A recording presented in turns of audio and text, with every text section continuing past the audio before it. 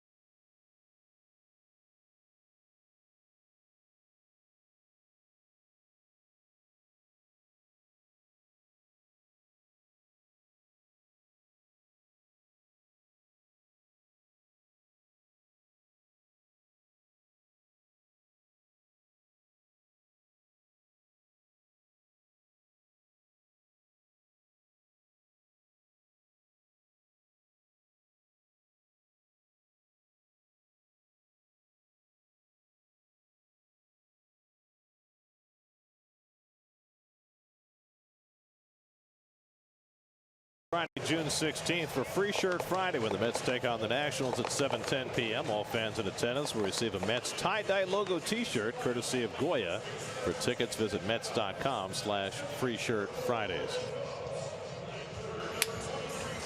Here's your Geico Mets starting lineup tonight. Neil Walker's got a bit of a stiff knee, and he is out of there tonight. So T.J. Rivera will get his first start since the 20th of May. He'll play second base. The Mets face off against Julio Teheran for the 4th time already this year. Well, we've seen him enough, so you know what his Toyota numbers are like. So I'd be remiss if I didn't say had fun with Scott Braun. Great kid. Glad to have you back, Gary. Great job by Scott. We appreciate him filling in. It was nice to be down at the shore watching the cold and the rain. Down the shore.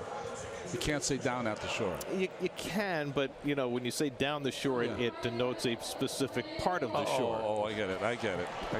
I was trying to be more generic, maybe a little more mysterious. Defensively, the Coors Light, the defense for the Braves. Kemp has been their best offensive player. Freeman out. Inciarte is red hot. Markakis' numbers are good. They're doing a lot of great hitting, this ball club. Santana filling in for Garcia. They traded for him a month ago. Swanson's gotten better. Brandon Phillips a strong year. And Matt Adams, what a great addition they got from the Cardinals. And Kurt Suzuki is doing the catching. And of course, Adams' addition necessitated by the injury to Freddie Freeman, a devastating blow for the Braves after Freeman was off to an MVP type start. But first they signed James Loney as a potential fill-in. Then Adams kind of fell in their lap. They traded a not very highly regarded minor leaguer to get Adams, who is an exceptional piece for them to pick up. I bet you there were 28 other GMs that said, boy, you could get Matt Adams for that little. They surely would have jumped on it. And Adams has done a nice job trying to fill the void left by Freeman. And the Braves have hit well. They're ahead of the Mets in the standings. Let's put it that way. They're a half game up on the Mets. Braves in second place, and the Mets percentage points behind the Marlins for third. Michael Conforto leads off against Julio Teheran. And his first pitch of the night, a fastball outside, and we're underway. Conforto starts the night 6th in the National League in on-base percentage and 4th in slugging percentage as his terrific season continues. 3 infielders on the right side, and Michael takes a knee-high fastball for a strike, 1-1. We've seen this crew of umpires a lot so far this year. Mark Rippiker behind the plate. Did you say too much? I didn't say that. I said we've seen a lot of them. And Teheran runs one inside, 2-1. The crew chief is Tom Hallion. He's at first base. Phil Cuzzy at second, and Long Island native Vic Carapazza is the umpire at third. And they've got a theme. They like to call the ball down. They'll call more strikes down in the strike zone. And there's one down that Conforto can't find, and it's 2-2. Teheran pitched against the Mets on opening day and pitched brilliantly. Matched up against Noah Syndergaard, went 6 scoreless innings and no decision for him. Pitched well against the Mets again later in April in New York, and then got roughed up here on the 1st of May. And a line drive toward the middle, but a nice snag by Dansby Swanson, and the shift pays off for the Braves for the first out of the game. And Swanson, the shortstop, playing on the right side of the infield. I mean, another bullet from Conforto. Swanson, who struggled early, is playing better offense and better defense. Good play there. You know, it's not only that you're shifted into position, but at some point you got to cover some ground, and Swanson did there. You see there are considerable patches of sun on the field right now, even with the 7:30 start. We're far enough into June now that there are some patches of sunlight that could come into play early in this game. As Dribble Cabrera at the plate, 3 for his last 24, and takes the fastball low and away, ball 1. Cabrera had a tough day 2 days ago against Yu Darvish. Struck out 3 times and grounded into a double play. A night after, he had 3 hits in that wild 10-8 loss, but he also struggled defensively in that game, and that's really been a theme for Cabrera really over the last couple of weeks. Julio Teheran still just 26 years old, and Cabrera bounces one down to Adams. Easy play for the second out. One of my favorite Elias notes we've had all season long was one of the ones on Teheran today. 52 wins. He's not going to be 27 till January. The only Braves who had that many wins or more before their 27th birthday: John Smoltz, Tom Glavine, Steve Avery, and Kevin Millwood. That's pretty good. Since the Braves moved to Atlanta, and that's 51 years now. So here's Jay Bruce with 2 out and nobody on. Bruce hit 3 balls over the fence in Texas. 2 that went for home runs and 1 that was caught by Jared Hoying. So it was a nice trip back to his home state for Jay, who grew up in Beaumont. Beaumont's what, southeast kind of Texas? I always remember Beaumont because the Winter Brothers came there. Edgar Winter and Really? Yeah, Johnny Winters and Edgar Winters came from Beaumont. Did they get a free ride? Popped up foul on the third base side. Over for a look Santana, but that's in the crowd, and it's 1-1. Frankenstein. That's right. Some musical talent in that family. Of course, they don't have much winter in Beaumont. That's right. Just the winters. Suzuki sets up inside, and Bruce flies one down the left side, and that'll go out of play. 1-2. Well, whenever you see Jay Bruce in a streak where you say he hit 3 home runs, one was brought back over the fence, but you know, 2 against Suzuki, Darvish, one of the best pitchers in baseball, you start to think maybe Jay's getting on one of those hot streaks. The first 7 innings, those were the only 2 hits the Mets had against Yu Darvish, who, can you believe it, was allowed to throw 117 pitches? Well, that's why I said it on the broadcast that his high for the season was 125. But he's a free agent, maybe in his last year with Texas, so they're going to get the most out of him as they can. Well, you remember the classic example of that when CC Sabathia went to Milwaukee. That's right. And he was going to be a free agent, and they were coming down the stretch in a pennant race, and he was perfectly fine with going out there on 3 days rest regularly down the stretch. Yeah, they were kind of Gene mocking him, weren't they? Every 3 days he was out there for a start. Well, got them into the postseason. It was in 2008 when they beat out the Mets for that last spot. And you asked CC Sabathia about that time, said it was his favorite time in the major leagues.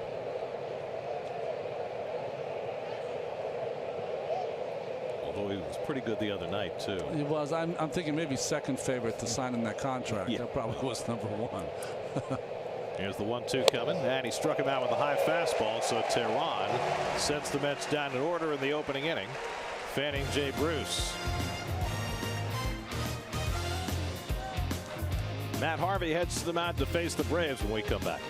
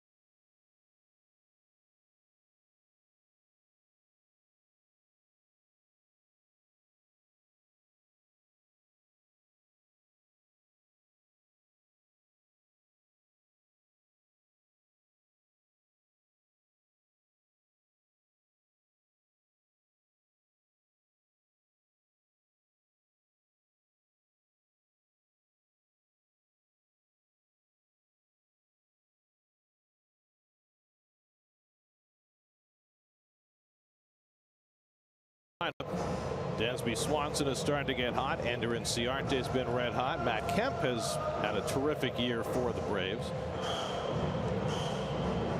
And they will be facing Matt Harvey for the 4th time this season. There's a Land Rover above and beyond numbers for Matt Harvey this year. They're not pretty. 4-3 and a 5.43 ERA in his 11 starts. What's really been alarming, 27 walks in his last 7 games. Ender Inciarte leads things off. The corners pinch in, and Inciarte takes a strike.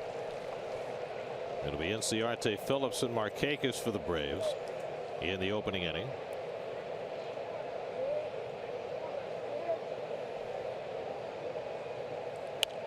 And it's slash foul back into the screen. 0-2. That first series at home, opening series against the Braves, Ender Inciarte could not hit anything. Overmatched, but he has been red hot now. Matt pitched very well against the Braves in that first series of the year. Gave up just 2 runs over 6 2/3. Got his first victory of the season, but his 2 subsequent starts against the Braves not good at all. Got knocked out in the 5th inning in the game in late April. Gave up 6 runs in that one, and then 6 more runs here in early May. 0-2 to NCR today, and he pulls one on the ground to second. T.J. Rivera getting the start there tonight, and that's the first out of the game. Defensively for the Mets, the Lexus defense. Conforto, Granderson, Bruce, that's your everyday outfield until Cespedes comes back tomorrow. Flores playing third. I think it's a better move than Rivera at third. Rivera at second. Better Cabrera and Duda also in the infield. Travis d'Arnaud continues to get most of the catching time. So one out now. Brandon Phillips. Brandon will turn 36 years of age later this month, hitting over 300 for the year, and he takes a curveball for a strike. What do you think of him getting mad at the Reds for giving his number out straight away? What did you think of that? Well, all I could hearken back to was the fact that, I don't know, 24 people have worn Keith Hernandez's number with the Mets. That's right.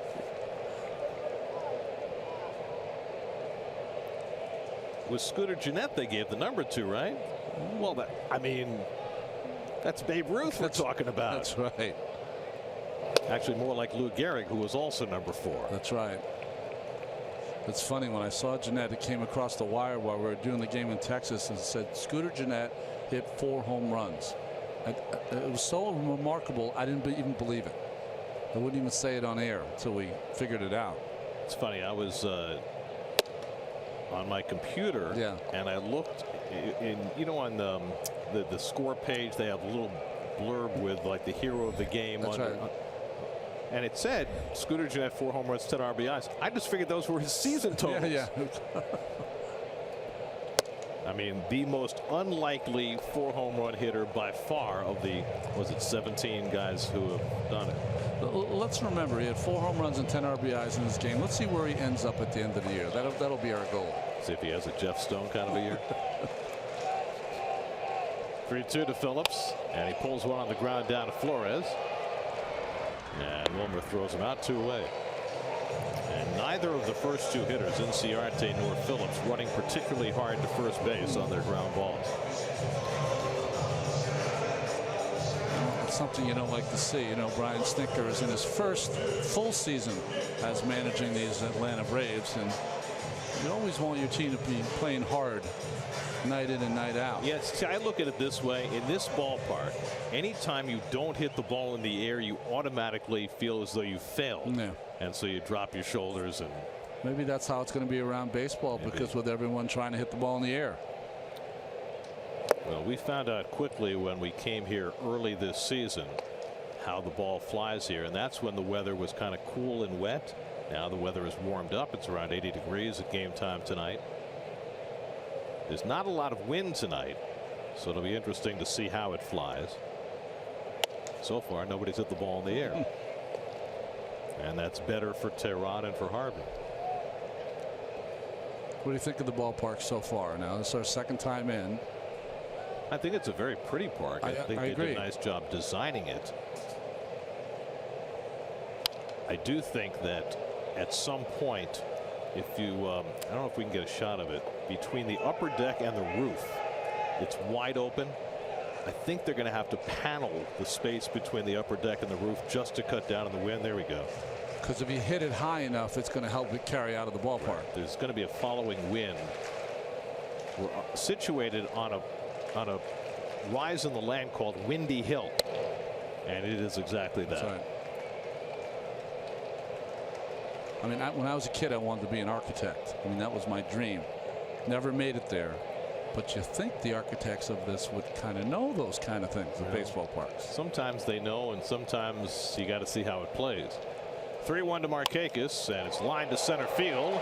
That'll fall in for the first base hit of the night. So Markakis with a 2-out single.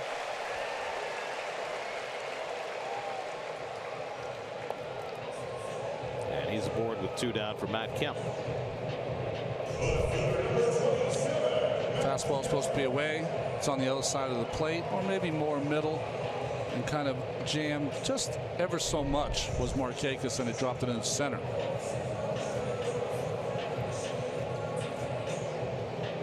So now Kemp, who came to the Braves late last year, Had a resurgent last couple of months and has continued that into this season. You see the numbers there. He looks in better shape to me than he was last year also. And he has killed the Mets so far this year, including Harvey. And Matt starts him off with a slider, strike one. There are the numbers against the Mets this season. .325 lifetime against New York for the former MVP runner-up. And Matt bounces a curveball and gets ahead 0-2. His breaking stuff sharper already. A slider to start, and now the curveball. That's 12th start of the year.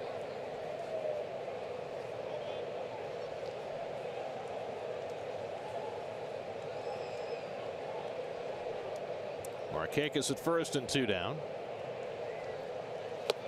And another breaking ball. This is outside, 1-2. It's the 21st game that Matt has started in his career with 6 or more days rest. ZRA in those games are 2.25, so he likes the extra day.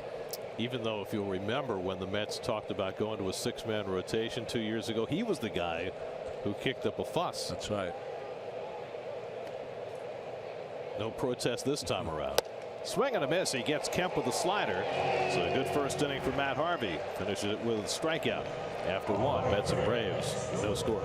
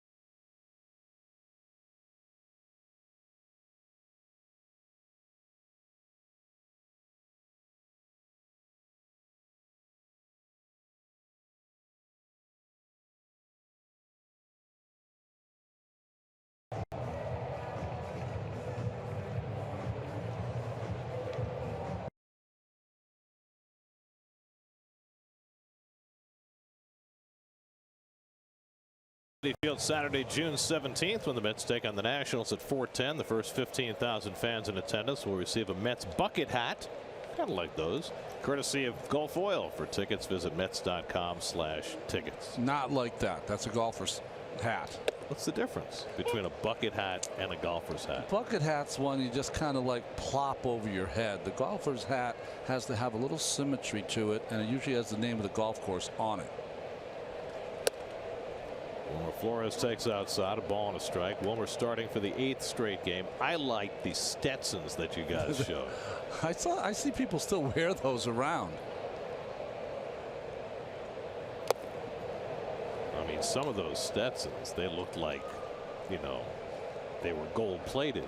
I was saying on air, I mean, they look so beautiful, but you know, you got to combine it with the cowboy boots, the big belt, the Wrangler jeans. Too much. The colorful shirts. Grounded right to the second baseman, Phillips. And Flores is retired one away. So Tehran has set down the first 4 without anybody hitting the ball in the air. And now Lucas Duda.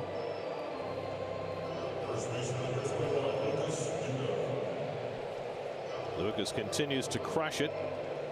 The double that put the Mets in position to win in the 9th inning on Wednesday.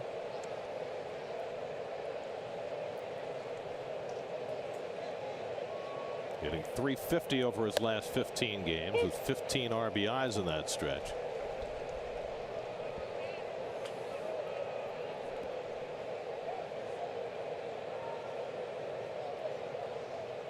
His OPS over 960. That's some happy territory. Yeah, it is. And I'm reminded every once in a while when I say hello to Lucas in the locker room just how big of a man he is. Mountain of a man. Drives one to center field, but Inciarte scoots over, and that's the second out. So you saw Lucas and you saw Joey Gallo in Texas. Yes. Who's bigger? Joey Gallo by far. Really? By far. I mean, I haven't seen the Judge yet, because I know that's probably the biggest guy in baseball, Aaron Judge, after that great start for the Yankees.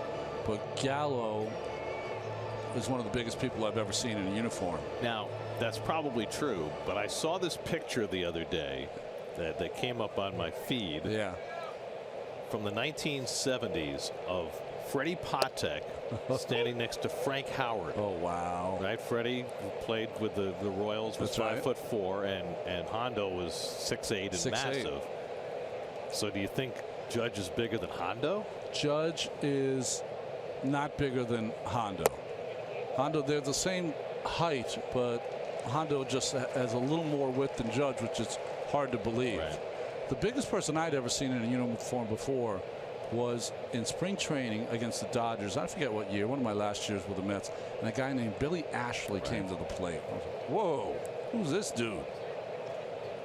I've gotten to know Billy now, and he's a friend, and he comes and visits us whenever we're in Los Angeles. Just a great guy. But first time I saw him, I thought maybe it was a joke or something. He was so big. Well, how about the guy the Padres had? I think he's still playing, Kyle Blanks. He's another guy. 1-2 to T.J. Rivera, and that's low and away with a slider. I think just like tall pitchers, it sometimes takes big people who play every day to get it going. They have got a big strike zone, long swings, but certainly Mr. Judge has figured it out. Yes, he has. And he seems to be able to cover both sides of the plate, which is remarkable for a guy that size. 2 out and nobody on. 2-2 to Rivera, and he bangs one right back to Tehran. And that retires the side. 6 up and 6 down for Tehran to start his night. Go to the bottom of the second with no score.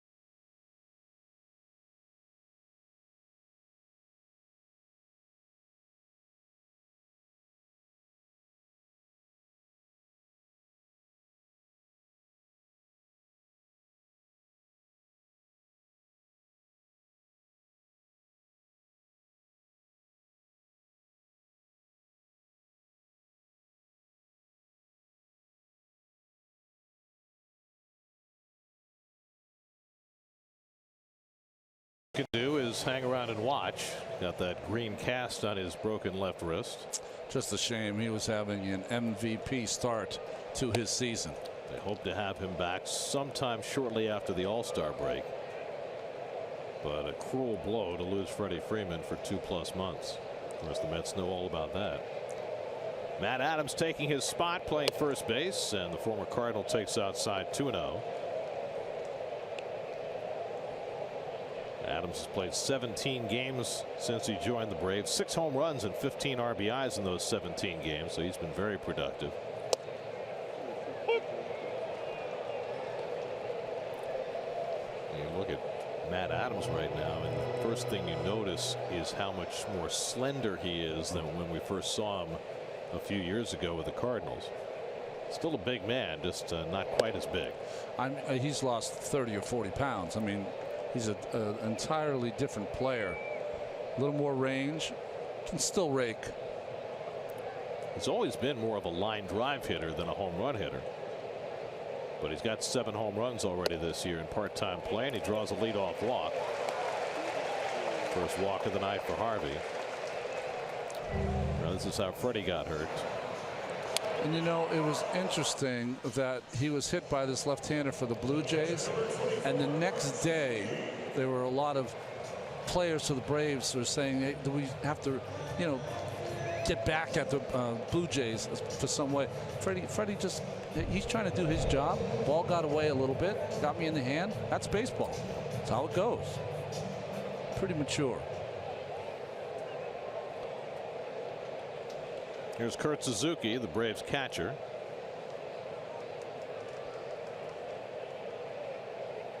Suzuki took Harvey deep earlier this year. Boy, it was a big home run too, because the game was still in the balance. It was a 3-run shot by Kurt.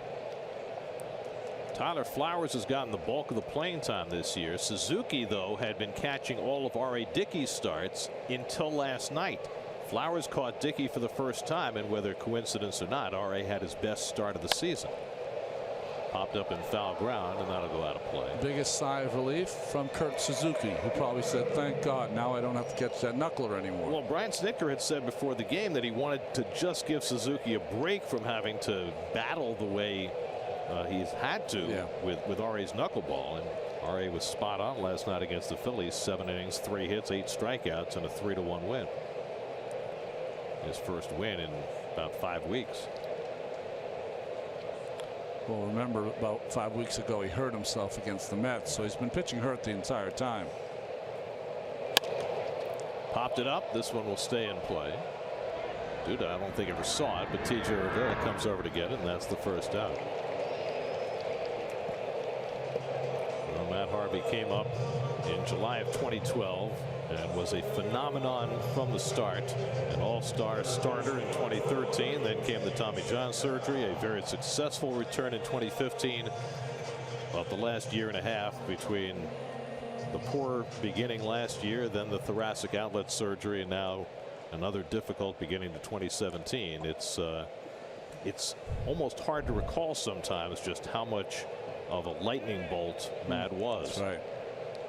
But really, when you think about it, as Danny Santana, the third baseman, steps in, it is only 19 months since Game 5 of the World Series. Wow. When he was as dominant as you could possibly be for those first 8 innings against the Royals. On the biggest stage that there could be. Santana picked up in a trade from the Twins last month. Lines one into center field. He's got a base hit. Adams pulls in at second. So Santana has the Braves' second hit. Just a fastball away and up. Oh, I'll take that back. That was a changeup just in the middle of the plate. I saw the grip at the very end by Harvey. Nice hitting by Danny Santana. You know, we showed those numbers of Harvey in the 2013 season. You see only 9 wins. He could have won 15, 16 games that year. It was almost automatic. It was 7 innings, 3 hits, a run, no walks, and maybe 8 or 9 punch outs. It seemed every start. Even the best game he pitched that year. Remember that game against the White Sox? 9 innings, no runs, 1 hit. He got no decision. That's right. Here's Dansby Swanson, whose bat has been picking up lately. The rookie shortstop, first and second, one out. And that goes to the backstop, and the runners will move up. So a wild pitch by Harvey moves Adams to third and Santana to second. Well, these are the simple, I shouldn't say simple, these are the mistakes that don't always show up but can change a game. You guys got first and second, you've got you've got an out, and now you're all of a sudden you've moved 2 runners now into scoring position. That's a play of the infield back. They'll concede a run on a ground ball. Adams at third, Santana at second, one out. 1-0 to Swanson. And that's off the corner, 2-0. You got Tehran, who's not a particularly good hitter on deck, but only one out in the inning.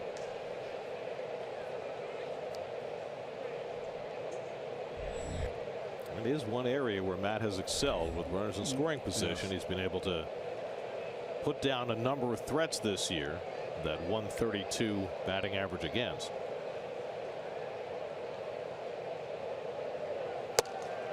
And he misses the outside corner, 3-0. The problem's been, though, he's had too many of those opportunities. Well, the walks and the home runs have been the things that have dented his record the most. 32 walks and 61 innings coming in. That's about 4.7 walks per 9, which is just unfathomable considering where Matt once was. And a half swing on a 3-0 pitch. That's the last thing Brian Snitker wants to see. Well, it's a case of a young player getting the hit sign 3-0 because the pitcher's on deck next and not comfortable hitting 3-0. So that's why you got the half swing from Swanson. Did you see that last graphic we just put up? Most walks for a Mets starter in a 7-start span since Oliver Perez. I'm so happy I did not make that. And there's ball 4, and now the bases are loaded. So the second walk of the inning. Bit of a pitch around there by Harvey. And now Tehran will come up.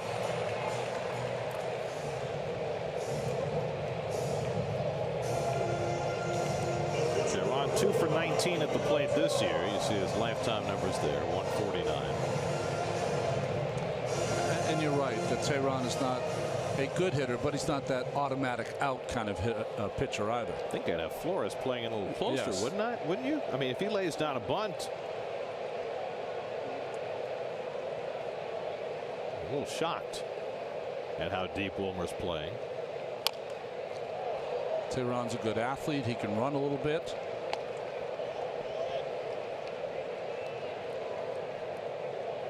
I mean, in these situations, at least with one strike, almost all the time the third baseman plays even with the bag. Adams at third, Santana at second, Swanson at first.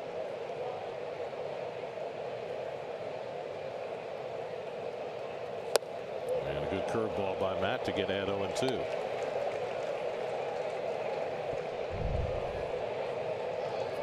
Again, the breaking stuff has been very sharp for Harvey so far. It's a good sign.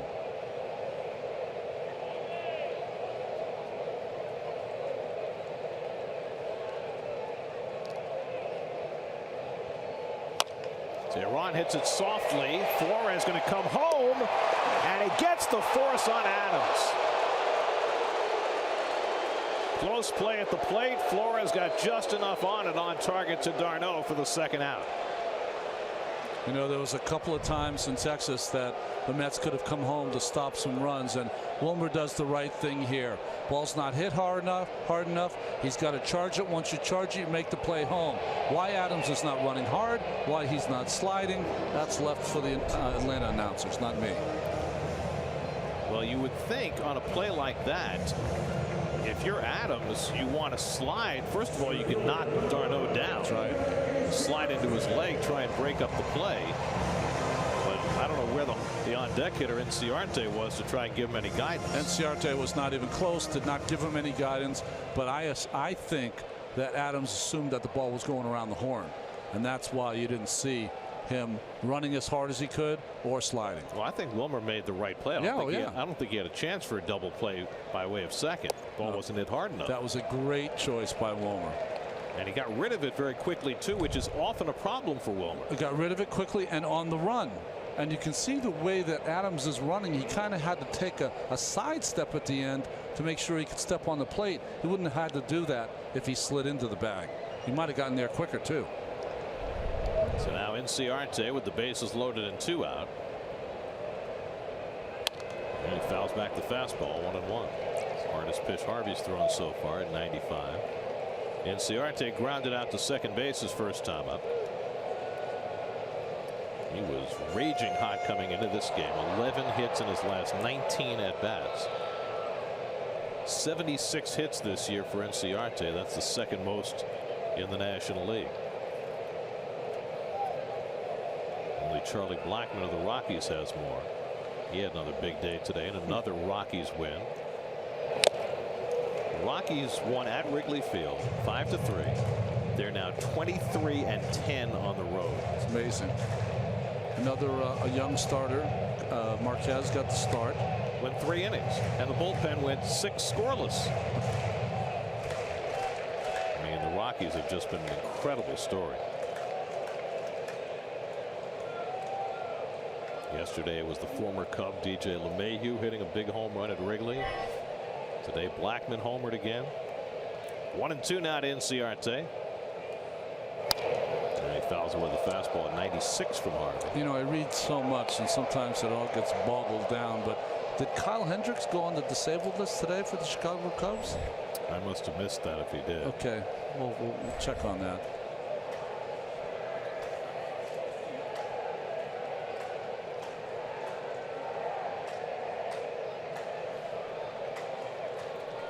We get confirmation, yes. Yes? He did. Well, then at least I'm retaining stuff that I'm reading.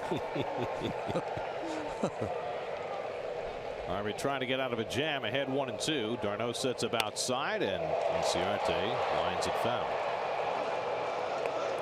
That'll be our next thing. We'll do the Jim Beam broadcast that you want, Gary, with no reading the day before. Can't do any preparing for the game. Well, I'll tell you this, the other solution to that is to have our graphics people put up all the transactions of the day, but with the number of times that teams are using the 10-day disabled list now, it might take 2 or 3 innings to get through the daily transactions. Just run it down the bottom, guys. 1-2 coming. And that's at the feet of Inciarte at the slider, 2-2. The big injury of the day, Tampa Bay Rays losing their wonderful center fielder Kevin Kiermaier for 2 months with a fractured hip. And they called up the former Brave Malik Smith to play center field.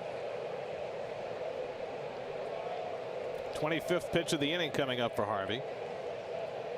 2-2 to Inciarte, and it's too low. And now a full count.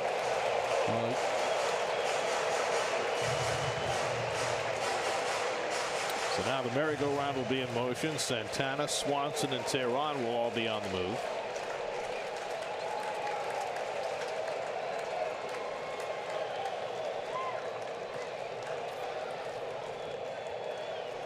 Three-two coming. Pulled foul.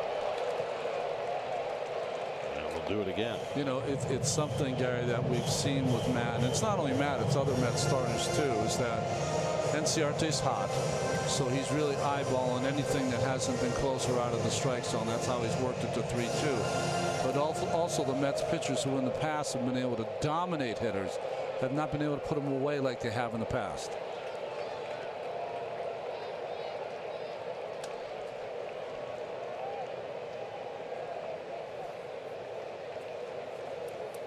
And even with that, Met pitchers, the staff has averaged more than a strikeout per inning.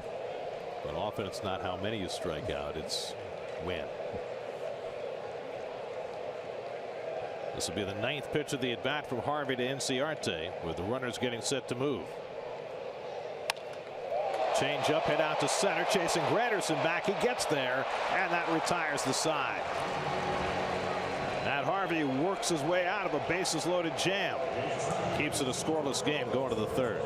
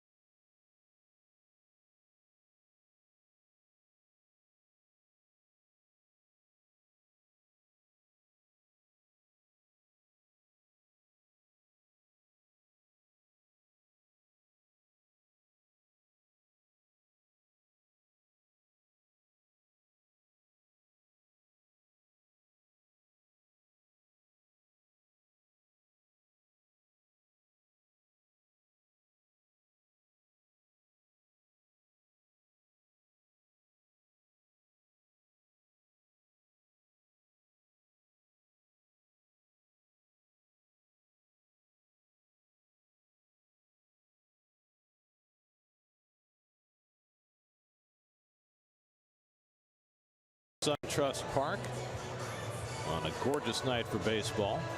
You know, we're going to be here for 3 days playing 4 games, and there is no threat of rain in the forecast for any of the 3 days. Did you say that out loud? Well, I mean, the forecast could change, but what are the chances of having 3 complete days in Atlanta with no rain? So, well, the funniest part about it is that whenever we come to Atlanta, we always talk on the plane that, boy, every time we come here, it just pours. And the people who work for us here that are in our booth always say, God, I can't stand when the Mets come here because it rains every time they come.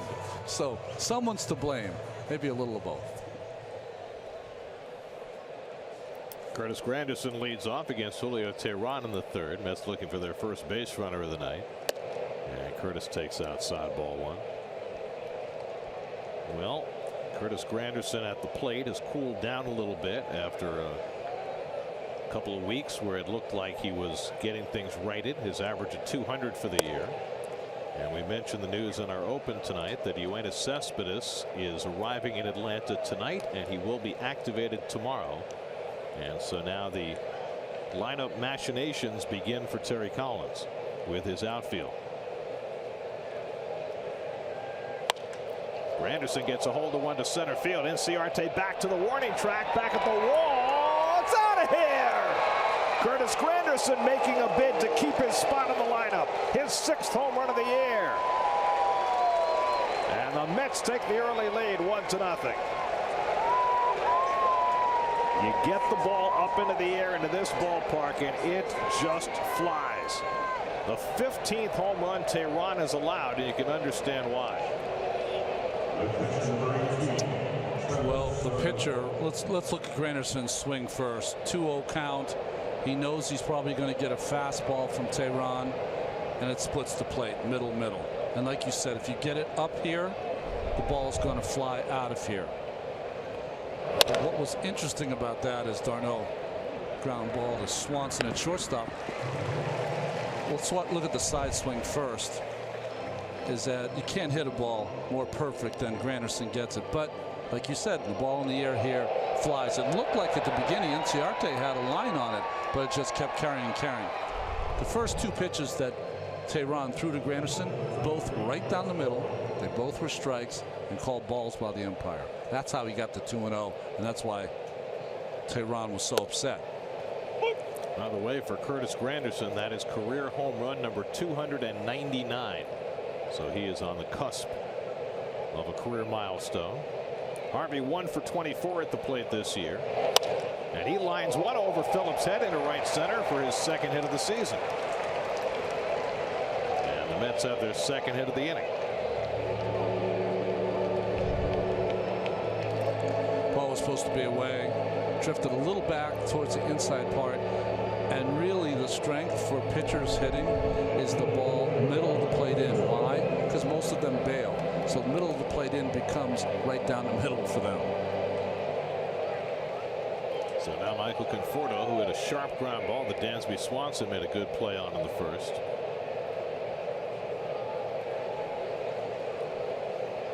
It's only 2.5 months, and there's Inciarte going back on that ball. You can't call a home run until Inciarte's done, because he wants to catch everything and usually does. Well, not after the one he robbed against Cespedes last year to end a game at Citi Field. It's only been 2.5 months, but you look at Teheran's numbers, and this is a quality pitcher, and you can see how he has been a little bit undone by this ballpark. He has. His home road splits are stark. 4-0, 2.95 on the road, 1-4, 8.40 at home. He's had 5 bad starts this year. 4 of them have been here, and the other one was in Cincinnati, which is another great hitter's ballpark. And that was his last start when he gave up 7 runs. So you wonder, and you think about Bartolo Colon and how miserably he has pitched this year before landing on the disabled list this week. You wonder about how the Braves are going to mitigate against that as they get adjusted to playing in this ballpark. Well, it's not only adjusting to the ballpark. the way the ball flies out of this ballpark, it's certainly going to help Freddie Freeman. It might have already helped him off to that quick start, despite him breaking his wrist. But it's going to be interesting the kind of pitchers they choose, because the state of baseball now, all these guys are trying to hit the ball in the air. 3-2 to Conforto. So it might be the perfect storm for pitchers here in Cobb County.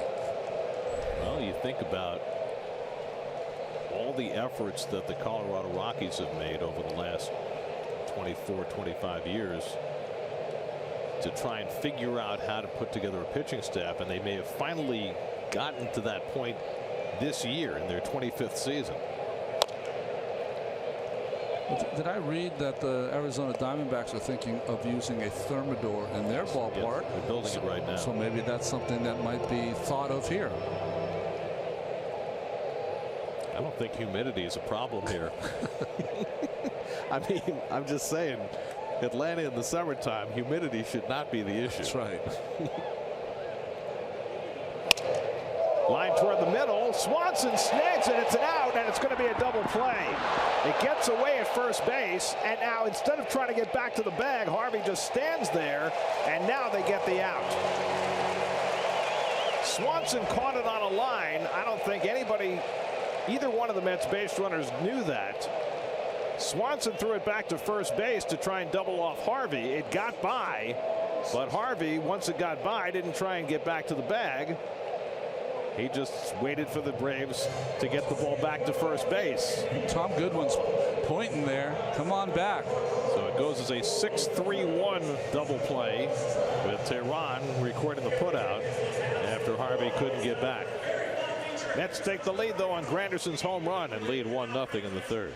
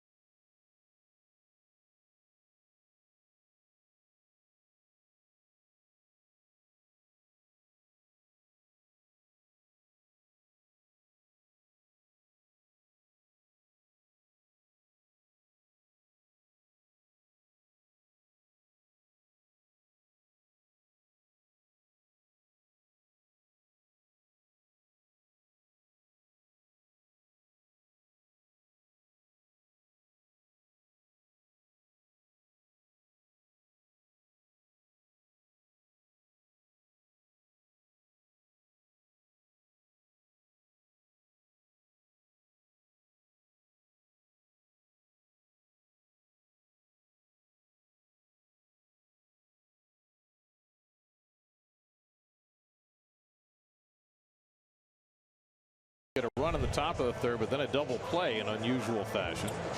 Well, that's two great catches now, two plays on Conforto. Second base umpire had his hand up straight away, and Harvey just got caught in the middle. He's got to identify the second baseman. What Harvey did is he just wanted to get out of the way of the throw. And then after that, no reaction. I don't think he had realized what had happened, to be quite honest.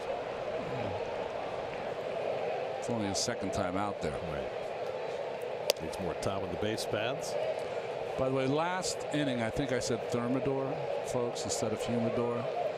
It's not totally my fault. I'm trying to work out a deal, but it broke into the broadcast. I apologize. Thermidor works for Lobster, doesn't it? That's right. Brandon Phillips leading off in the home third, and Harvey dents the outside corner, 1-1. Phillips grounded out to third his first time up. And Harvey had to do a lot of work to keep the Braves off the board in the second inning. Worked out of a bases loaded 1-out jam, but it cost him 27 pitches in that second inning. Another good breaking ball by Harvey. It's his best slider he's had all season long. This looks vintage 2015 to me. Slider. Well, the secondary stuff's been there today. You got the big out to end the second on a changeup to Inciarte.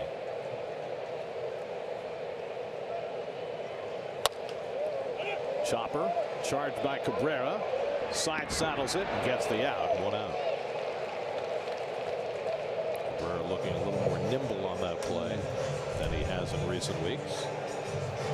Well, usually catches that ball behind him, but that ball took a kind of funny hop on him, and he caught it even with his body. But you're right, nimble and on time.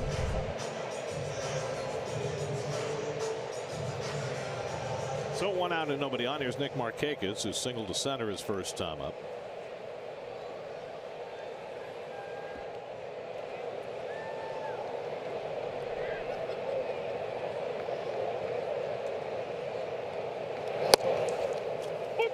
Gary, how exactly did you score that play? Swanson caught it, then he threw it past the first baseman. Did the catcher pick it up? No, it was pitcher. No, it was picked up by Adams. It was? So 6-3-1. Okay. Yeah, Adams chased after it, and then Tehran covered first. Okay. 6-3-1. Not one you see all the time. Yeah.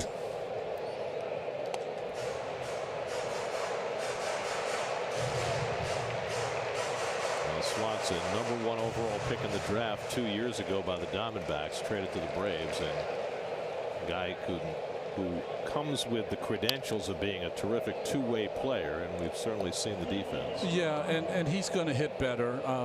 You know, when you have a team that's struggling as the Braves are this year, you can have a lot more patience with that #1 pick and leave him out there and let him try to figure it out. And he looks like he's starting to. He's hit a little better lately.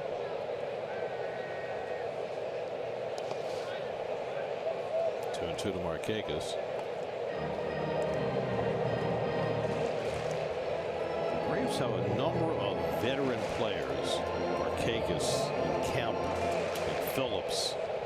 Suzuki falls into that category too, who when we get closer to the trading deadline become very interesting trading chips for a team that is rebuilding. And we've seen their president of operations and their baseball people not afraid to pull the trigger either. They've really in the last 4 or 5 years loaded up on the talent, but that talent is 2 or 3 years away. That's why the older players are here. And of course they brought in older pitchers too, with Colon and Dickey and Jaime Garcia. Harvey snags it. And that's the second out. Well, these are the last 10 seasons for the Braves. The postseason appearances are now well in their rearview mirror, and they are in a completely different mode now, waiting for some of their prospects to be ready. 2013, right, was the last time they played the division title against the Dodgers.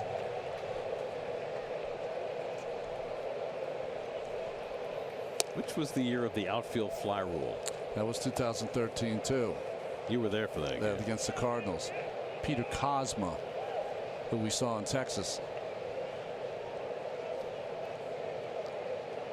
Matt Kemp struck out his first time up. Harvey threw him nothing but breaking balls that first at bat. Now a changeup, and it's fouled off 1-1. Had a chance to talk to Dan Warthen about a number of things recently. That's one thing I forgot to ask him though. The changeup to right-handers is not my favorite pitch. I was always told when I was a kid, not a kid, when I started the pitch, because I came to pitching later, that pitch do not ever throw. And now it's thrown by a lot of pitchers, and I wanted to get his take on it. I'll get it tomorrow.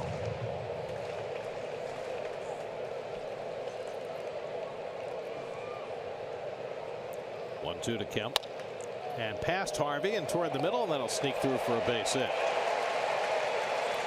Kemp didn't hit it hard, got yet another breaking ball from Harvey, and sneaks one up the middle for a 2-out single. And Matt was mad at himself because the way his windup is that when he follows through most of his follow through goes towards first base. And this is a play of one hopper that would have been easy up the middle if he was in a little better fielding position. Watch how he falls towards the first base side, and he's so mad at himself because he knows that's an easy out. He also pulled off it. I'm not sure if he would have had a chance had he made an effort at it, but he figured that it was hit slow enough that maybe Cabrera would get over there, but it had eyes. Matt Adams drew a leadoff walk in the second inning.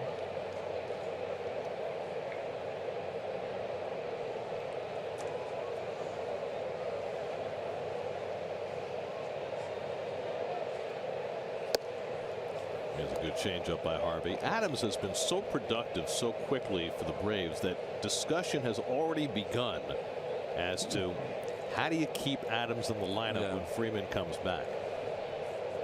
And there's still probably a month and a half to figure that out. Well, they're loaded in the outfield, and what I mean by that is they've got their leadoff hitter playing center field. Kemp's not going anywhere. Markakis is not going anywhere. So you've got to find some place, maybe in the infield. I've heard Freddie Freeman say, I'll play third base if I have to. Can't see that happen. That's hard to believe. I think it's more likely if they want to go this way, that one of those veteran corner outfielders leaves via the trade route, and that creates a space for Adams in the outfield. We got the truck for him.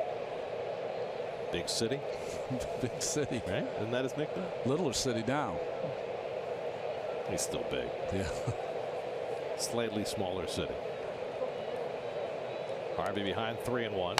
And Adams rockets one to right, but right at Bruce, who snags it for the third out. A bullet off the bat of Adams, but Harvey survives it. We go to the fourth, 1-0 New York.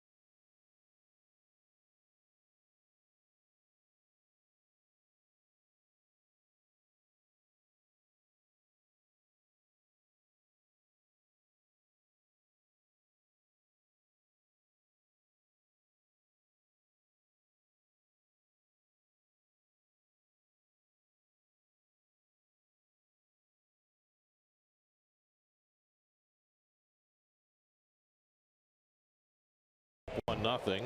When you don't run the bases very often, sometimes you're not exactly sure what to do, and then you have to tell your manager about it. And you can look at Terry. He's very keen, intent on hearing what Matt has to say, and then laughs because can't believe he did it. As Drupal Cabrera leads off the fourth inning against Julio Teheran. Cabrera grounded out his first time up.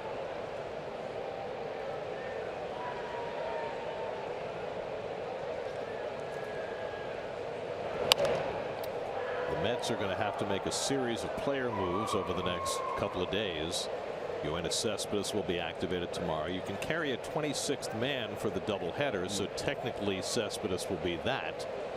But then the Mets will have to make another player move between games to activate Steven Matz, who pitches the nightcap tomorrow. And then they'll have to make 2 more moves on Sunday. Grounded down to first, and Adams makes the flip, 1 away. Right now, let's go to Steve Gelbs. His report tonight is brought to you by Volkswagen. Well, Gary, as we first mentioned a couple of weeks ago, one of the things we're going to be doing here this season is focusing in on various players on the Mets and talking about one specific moment in their baseball career where they had to overcome a hurdle, where they were really pushed in one regard. And as Drupal Cabrera is tonight's topic, it happened for him when he was 16 years of age playing in Venezuela. And one of the guys he played with, a guy named Newman Romero, who actually had a cup of coffee in the league,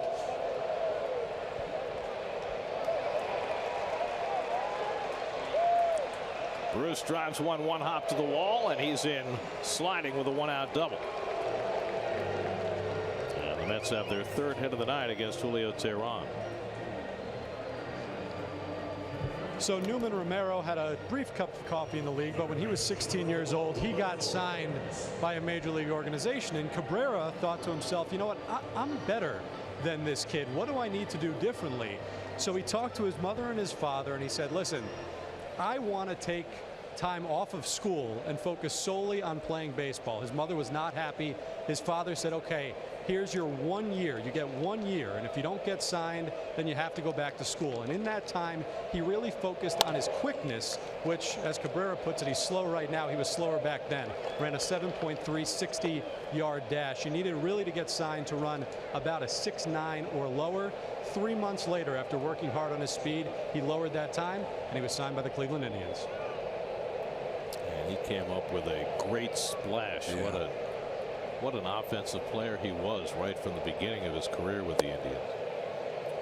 Well, I'm a big believer, and I think every major leaguer, because there's so many talented kids that are signed, you've got to have that 1 or 2 or sometimes 3 or 4 guardian angels on your shoulder to get you here.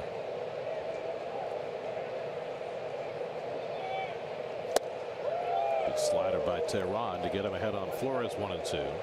I mean, I always talk to you folks about Al Jackson, good slider, like you said, by Teheran. That was the biggest influence on my career. But I led the league in walks in 1985, and Davey Johnson sat me down after that season and was telling me what he expected for the next season. And it was so funny. He said, do you know what the standard deviation is? I said, yeah, I do. It's a statistic thing. In fact, I took statistics in high school. I said, yeah, I know exactly what it is. He says, your ball moves so much that you can't throw to the corners. You need to throw to the middle, and it'll work its way to the corners. If you do that, you won't walk as many. Changed my life. Who knew it? Flores strikes out on the fastball by Teheran for the 2nd out. 2nd strikeout from Teheran. Well, a little two-seamer that starts on the outside corner, and Wilmer Flores was late. He's been handling that pitch that has missed and not been a great pitch by the right-handed pitchers, but that one by Teheran was almost a perfect pitch. So a 2-out, Bruce still at 2nd, and here's Duda, who lined out to center field his first time up.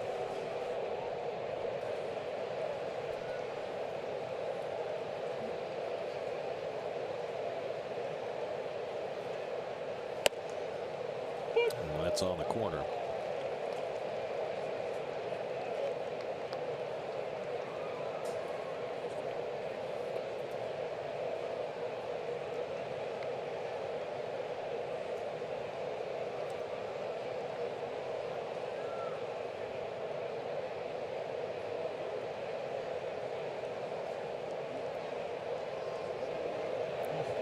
Take a look at the road ahead, presented by Buick. Day-night doubleheader tomorrow. Don't forget the day game is on SNY. The night game at 6 o'clock is on Pix, and then on Pix again Sunday afternoon. Then big homestand. 3 with the Cubs, 4 with the Nationals starting on Monday night, and it also marks the return of the man with the new knee. That's right.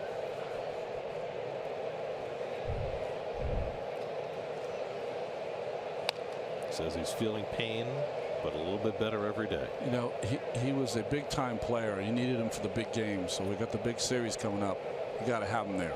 I just want to know how we're going to fit you, myself, Keith, and Keith's ice machine in the booth all at the same time. We'll just put the ice machine on the bar stool, the thing I usually sit on when we do the interviews. No problems.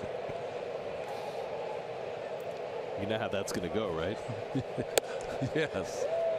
Your chair will be where the ice machine goes, and you'll be on the bar stool. If I make the booth, I'll be lucky for that series. We should just have like half of my face there, just in case. And by the way, you know it's supposed to be 95 degrees Monday and Tuesday. Oh. About time. Yeah, I mean, it's great. I'm just saying it might get a little close. You might need the ice machine.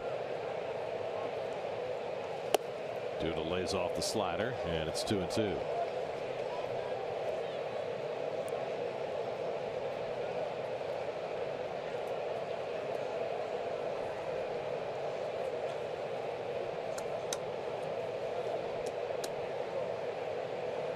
Rugans has 2 career home runs against Tehran. Who has been giving up home runs at a far more rapid rate this year than he ever has. One tonight. 15 home runs now allowed by Tehran in 70 innings.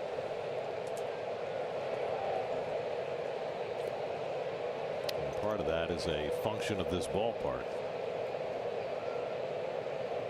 10 home runs now in his last 5 starts. 2-2 coming, and it's a wave. 3-2 with T.J. Rivera waiting on deck.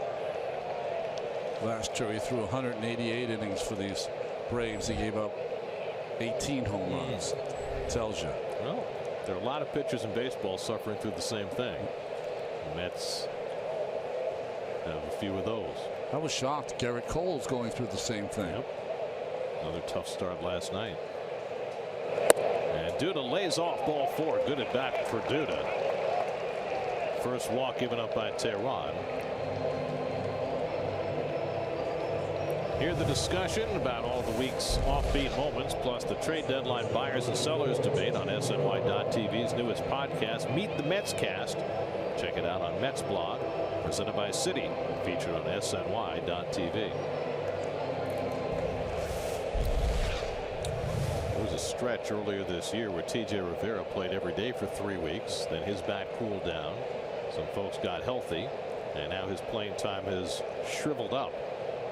First start since May the 20th, and gets a chance here with 2 out and 2 on, and pulls off the breaking ball. 0-1. Well, that was smart pitching, I think, by Tehran. You know, he knows Lucas Duda's red hot. He knows the home runs he's given up and how this is a home run park. He's going to take his chances on the youngster T.J. Rivera. Now T.J. can turn the tables on him and get a 2-out knock, which are the best ones to get.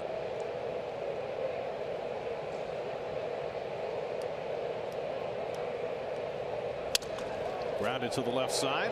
Swanson in front of it, gets the force, and Tehran works his way out of trouble in the top of the 4th. Mets strand 2, but still lead 1-0.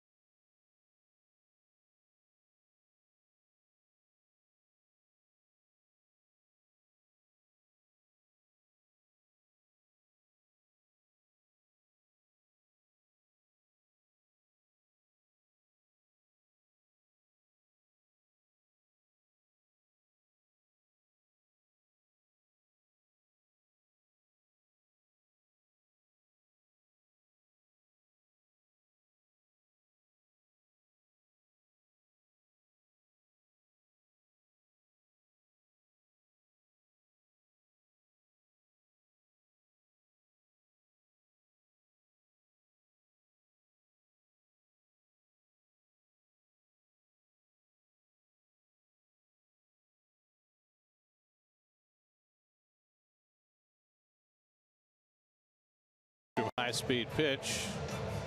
Matt Harvey's topped out at 96 miles an hour. Julio Teheran 93. Did he get a prize for winning that, by the way? I don't know. It's just, it sounds good. I like the sound effects. Kurt Suzuki leads off in the 4th inning. Popped up his first time up. Suzuki, who played in Minnesota last year. College teammate at Cal State Fullerton of Justin Turner, whom the Dodgers just activated off the disabled list today. Boy, he's become a good player. A really good player. I mean, that Dodger lineup is treacherous, particularly when he's healthy. I mean, at some point, he was not tendered a contract. That's what the Mets felt about him. Right. And he honestly didn't distinguish himself that much as in a Mets uniform. No, he was a nice backup player. He was a good backup player, a nice guy to have on your team. And he went over there to L.A. and he said that Adrian Gonzalez and what we talked about, Marlon Byrd, what it meant to him to be teammates with him on the Mets, just changed his entire approach. And he's another guy started hitting the ball in the air. Yeah, he was ahead of the curve on that idea.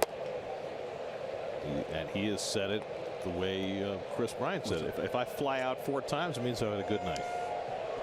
And it's really hard for people who have grown up with an entirely different attitude about what it means to have a good night at the plate to hear that and comprehend. I mean, when I was a kid, unless you had crazy power, you were told to do 2 things: hit the ball on the line or hit the ball hard on the ground. One or the other. Keep the ball out of the air. Almost the direct opposite of what they say today.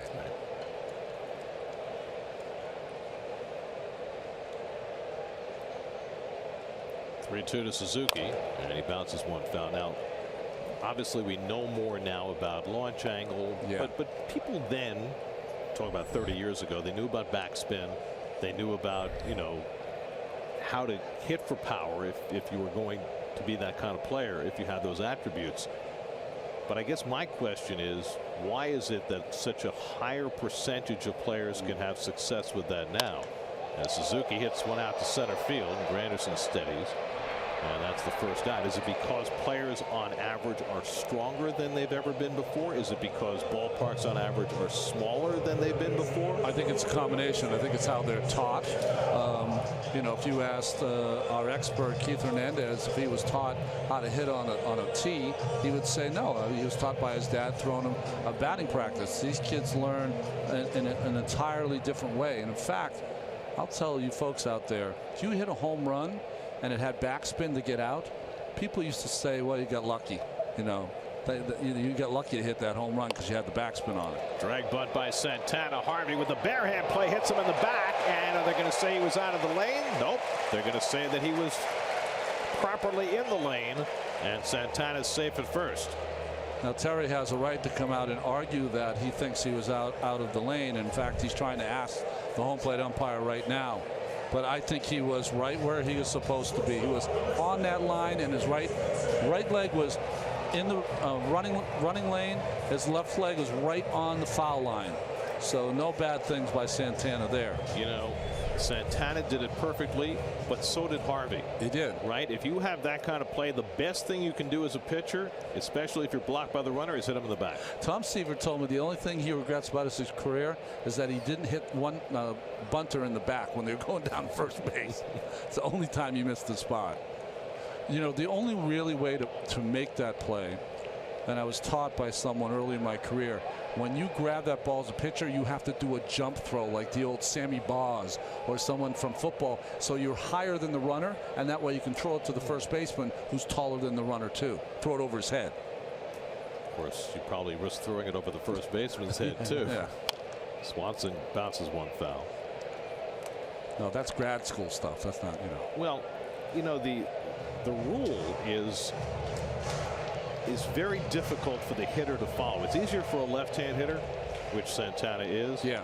But if you're a right-hand hitter trying to push a bunt, it's almost impossible not to run in fair territory down to first base. Because the only way to push it fair is to be in fair territory. Right. That's where you start. And the other piece of that, of course, as Santana takes off and Swanson with a check swing foul. The other piece of that is that you're supposed to run in that 3-foot wide running lane, which is in foul territory. But eventually you've got to get to the base, which is in fair territory. That's right. You know, Keith taught me another way to make that play, but I don't think you would have been able to do it with Santana because it was such a good bunt. But you kind of scoop that ball up, and Keith used to give you a target off the field, not in fair territory, and you'd get him out by throwing the ball to foul territory. Not too many first basemen are adept enough to do that. There was a play in Texas the other day during one of your games. Yeah. I think it was Gallo playing first base, who gave a great target well into fair territory on a play like that. He did. Well, Lucas Duda did also, but he didn't reach for the ball. That Smoker threw it. He ended up being safe at first base. Right. Well, you can understand that with what the injury has been through this year, reaching into a runner and getting that hyperextended elbow.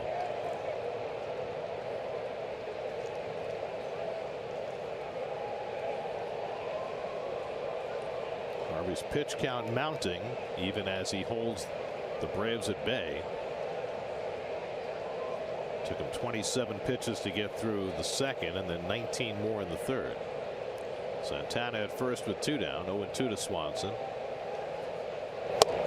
And he just missed outside, 1-2. Now this is a good count with 1 out for the runner to run. I know there's 2 strikes on the runner, Swanson, but he just threw him a fastball, tried to paint him. Most pitchers will not double up on that pitch. They'll come with a breaking pitch. It's always a better pitch to run on. Santana's getting very large leads at first base.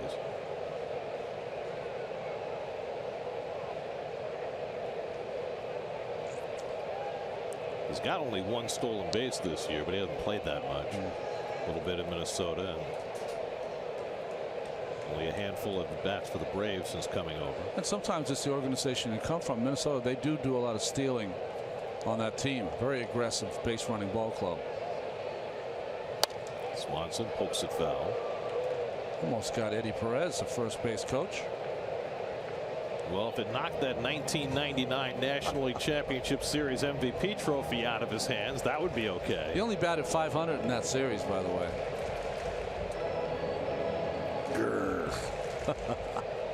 Oh, all he had to do was throw a strike there to their center fielder. It might have made it better. Well, it would have kept it going anyway. How about if Benitez or Franco had saved the game in the 8th and the 10th? That's right. Sorry, Johnny. Here's the 1-2. Little nubber up the first baseline. That may go fair. No, stayed foul. Swanson wisely ran that out because that had the kind of spin on it that it might have taken a left turn.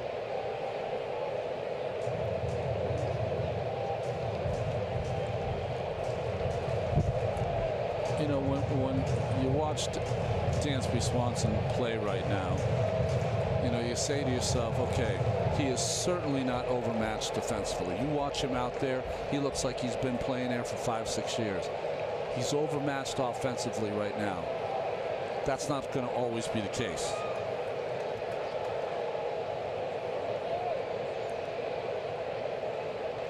Well, he hit .302 in his brief stint as a call-up last year, but has struggled this year. 8th pitch coming from Harvey. Santana runs. It's grounded to short, and Cabrera is going to have to go to first with it. So Santana in motion kept them out of the double play, and that's the second out. Boy, a lot of good things have happened for the Mets. When Harvey has been hit hard, it's been at someone. When the ball's been hit hard in the air, it stayed in the ballpark. And there, the infielders had a choice on that. Who's going to cover? Is it going to be your shortstop, or is it going to be your second baseman? Cabrera stayed. T.J. Rivera covered. That allowed Cabrera to make the play. So now 2 out. Tying run at second with the pitcher coming up. Rod hit into a force play his first time up. Came up with the bases loaded and 1 out, and grounded one to Flores, who made a nice play to get Adams at the plate. And a fastball in the corner. One of the rare times Harvey has gotten that call on the outside. You know, you folks are probably saying to yourself, well, who makes that call? Well, Cabrera makes the call, but he makes a call depending on the pitch. The pitch was a slider. The hitter is going to be more apt to pull that pitch. That's why he stayed and stayed at shortstop and had Rivera cover. So he's able to look in, get the sign, and then communicate with Rivera. Yes, he does. He'll hide his face behind his glove, and then open mouth or closed mouth will decide whether he stays or not. Harvey ahead 0-2, and Tehran stays alive. Only one strikeout from Matt tonight, and that's kind of the way it's been going. Has not struck out more than 6 in any start this year. Now, a couple of years ago, would you even believe that after 11 starts? I mean, you know, he was good for 9 or 10 a game.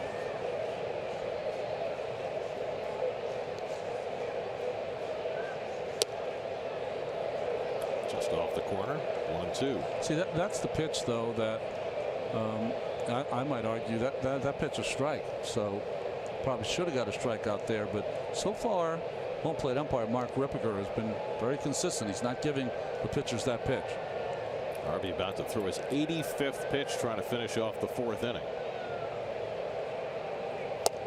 And that's on the corner, strike 3 call. Second strikeout of the night for Harvey, and he's through 4 scoreless innings. 1-0 New York.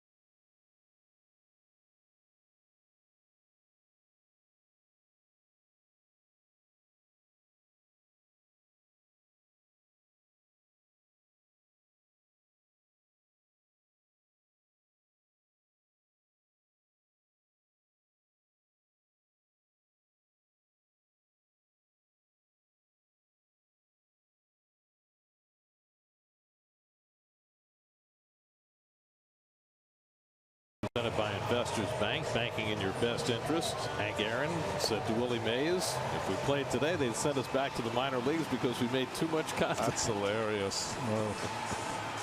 Different game, Hank. Oh, man, isn't it? By the way, that is a great area behind home plate on the concourse level here, where they've got all the Braves historical stuff going all the way back to their days in Boston. Done a great job here, which they did not necessarily do as well at Turner Field, of honoring the entirety of the Braves history from Boston to Milwaukee to Atlanta. It's interesting on this level because I've had so many iconic broadcasters. They have, I mean, the wing here has this big picture, and one of the middle person is Ernie Johnson Sr. I work with Ernie Johnson. You guys know that. So I took a big picture and sent it to Ernie. He was so touched. Of course, that's Ernie Sr. with his partners Skip Carey and Pete Van Weeren. Yeah. They were such a great team. When TBS first became a superstation, that's right. Late 70s, early 80s, that was they were America's team. People got to nationally know them. Skip, whose son Chip now is a broadcaster with the Braves. That's right to my right over here with Joe Simpson and Tommy Glavine. See, now we can't see him tonight. First time we were here this year. See that black curtain over to our right. Granderson takes a strike. The black curtain right next to the SNY banner was open, and so we were able to say hello to Chip on air when Keith was here the last time. And we'd be able to pass back and forth information about the game and about other things, but we can't do it now because it provides such a beautiful shot when it's blocked off like that. Granderson draws a leadoff walk, second walk given up by Tehran. So the Mets have the first man on in the fifth. And here's Travis d'Arnaud, who grounded out his first time up. Travis, after a hot streak, has cooled down, just 1 for his last 13. Catching for the 4th straight game. Day-night doubleheader tomorrow, so of course Rene Rivera will get one of the 2 games. That day-night doubleheader forces managers to strategize right from the start of a series. You've got to think about not overextending your bullpen, about who's going to play both games tomorrow and how you might back off them tonight. Mets are starting a stretch of 18 games in 17 days with that day-nighter tomorrow. Did you notice that a lot of the strategizing with starting pitching and the players is got to get him some rest. We got to get him some time off. I mean, boy, whole doubleheader, 2 games in 1 day. Can you imagine it? What are we going to do, by the way, between the 2 games? Maybe the first game will last 4.5 hours, so it won't matter. Given this ballpark, with the games only 5 hours apart, there's every chance that game 1 will go right into game 2. I mean, they got. Is it one paying crowd or no, it's 2 crowds? 2 separate. That's why it's a split doubleheader. Oh, so they've got to empty the ballpark, sweep it, empty the parking lots, and then bring in the night crowd. 0-2 to d'Arnaud. It might get a little tight if we have a long first game. Just off the plate to Travis, 1-2. Matt Harvey on deck. Tehran, he's been miffed about a half-dozen times. Really feels that those pitches are strikes. Well, the outside corner to the right-hand batters has been a little difficult for both pitchers with Mark Ripperger behind the plate. I mean, if you want the games to last less than they do now, you got to punch a hole in the mask with these home plate umpires, and they got to start calling strikes. You could reduce the game incredibly just by that. But you're not going to be able to do that soon because they're going to have some kind of mechanical thing behind there, and you won't even have a guy in blue.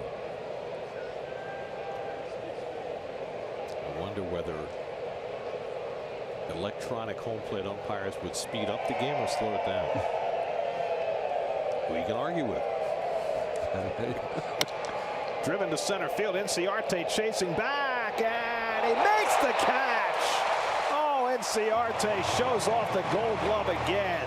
That ball had very little air under it, and he had a long way to go. A very difficult catch by Inciarte to rob d'Arnaud of an extra base hit. Well, just a great jump. As soon as this ball was hit from our vantage point up here, he was on his horse right away, took the right angle on it, and with a little tiny bit of a leap at the end, was able to catch up to that ball. I mean, every time we watch a series here, and Tehran, of course, loves that play.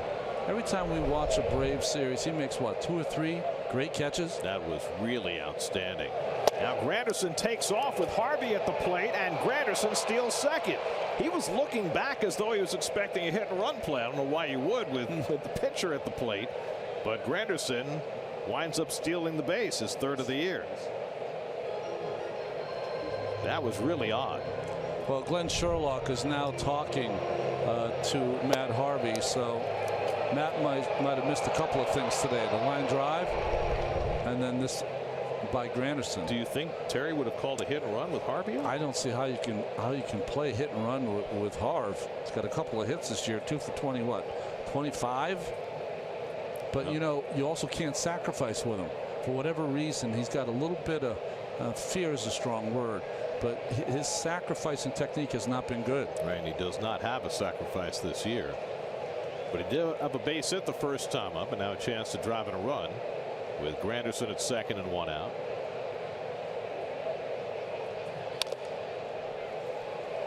You know, and that's stealing against the guy who's got 24 pickoffs.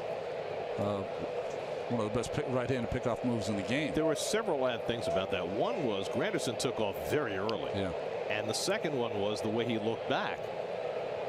So all's well that ends well. I mean, that usually means hit and run.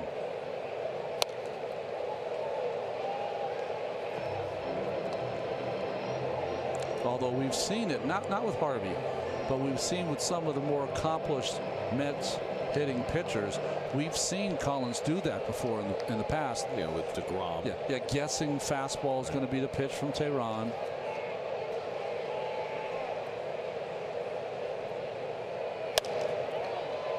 Shallow right center, and in comes Markakis to get it.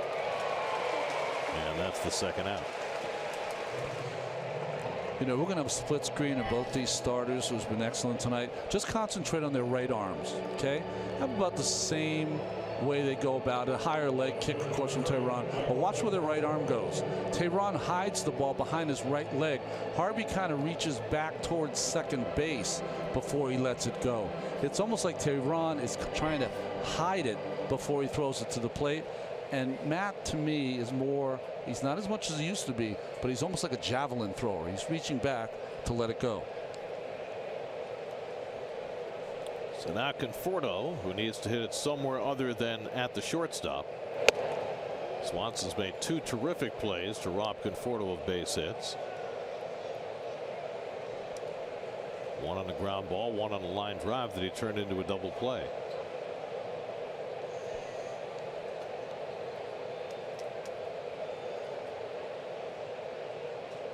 Granderson at second and 2 out, and Conforto hits one in the air to right field, chasing Markakis back. He'll have room on the edge of the track, and that retires the side.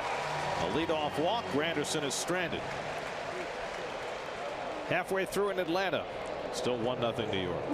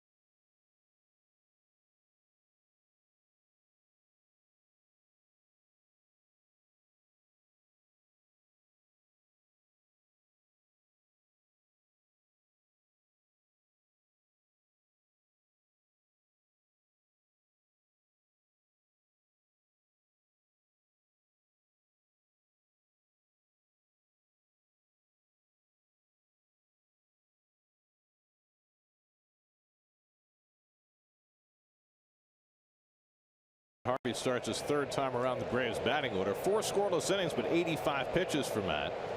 And Ender Inciarte, who made that great catch to Rob Darno. Nice catch by the ball boy on Inciarte's foul ball. And a nice souvenir for that young lady. Inciarte is grounded out and flied out tonight, 0 for 2. And takes the fastball up high. 1-1. Inciarte, then Phillips and Markakis against Harvey, who's given up 4 hits. and walked 2, but has been able to find his way out of a couple of jams, most notably in the second when he got Inciarte on a fly ball with the bases loaded. This is a big inning for Harvey. Lead off hitter up Inciarte, and it's going to be the meat of the order. You would hope that you would get through this inning on less pitches to get you deeper into the game. Well, if he doesn't throw fewer pitches in this inning, he may not make it through the 5th inning.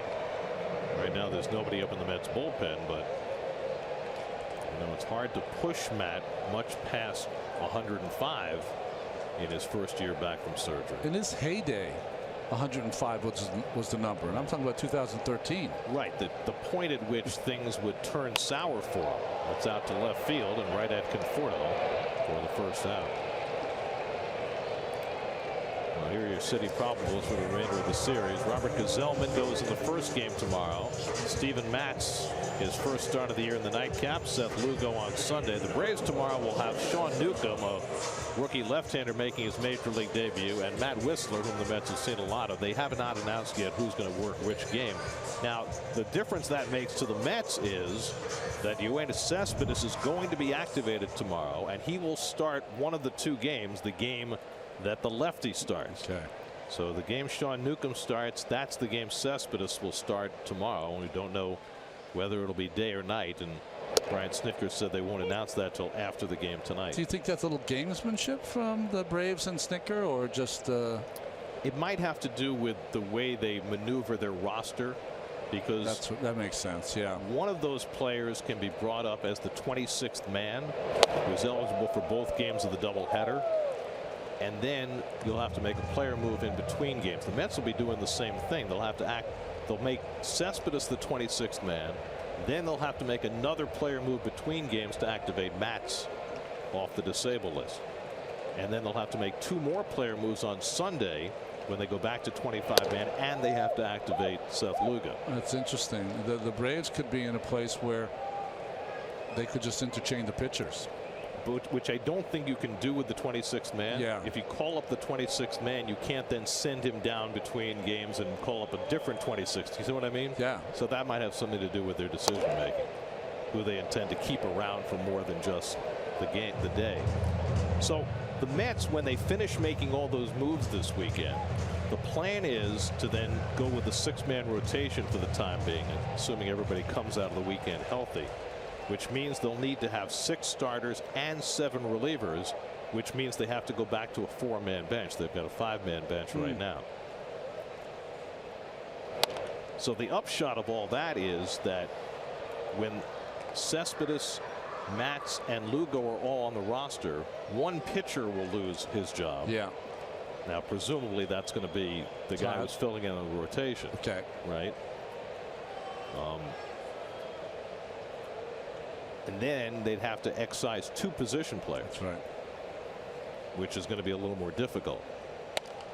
Now, part of that could depend on Neil Walker. Walker's got a little bit of a stiff knee. He missed the game Wednesday. He's missing the game tonight. If he can't play by tomorrow, there's every chance he might go on the disabled list, and that might be one of the 2 moves they need to make off their bench. So it gets a little complicated. It's complicated. They're getting some pieces back, but it won't be Syndergaard and Familia. No. And that's the thing, you know, somebody asked Terry Collins tonight, well, now you're getting all your players back. Do you feel like your team is whole? And Terry said, wait a second. We've got 2 pretty important guys who are not coming back anytime soon. Ronnie mentioned that stat earlier, how good Matt's been with 6 days rest, which he has tonight. Little number, tough play for Harvey. Barehands it and gets it on target to Duda to retire Phillips for the 2nd out. Nice play by Matt. It looked like his foot slipped a little bit. That was a really good play. He slipped going into it, but still got enough on it. That front foot slipped a little bit. You can see he's got to replace a divot there, but still throws a strike to first. Is that a rule, by the way? Do pitchers have to replace their divot? Not in baseball. You can leave it there. I would replace it because you would hate to take a bad bounce back to the infielder. Right on the way to the 3rd baseman. So Harvey, who is looking to get through 5 without allowing a run, is looking for his first 1, 2, 3 inning of the night, and throws a first pitch strike to Markakis. who has one of the 4 Atlanta hits tonight. Now Harvey about to throw his 100th pitch.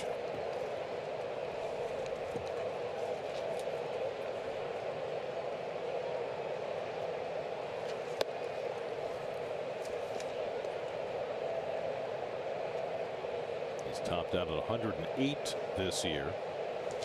Threw 102 in his last start in 5 innings against the Pirates. So here he is again, trying to get through 5 and already over 100. And now ahead on Markakis, 1-2. Looked like the Braves came in tonight being a little less aggressive against Harvey. I was thinking that, his last 2 starts against the Braves, he walked 8 in those 2 starts. So maybe they were thinking that's the Harvey they were going to get tonight. His control has been so much better. Walked 2 in the 2nd inning, the only 2 he's walked tonight. 1-2 to Markakis. Popped up foul, that'll come back out of play. The question is, if he gets Markakis here, is he done, or does he get to continue on?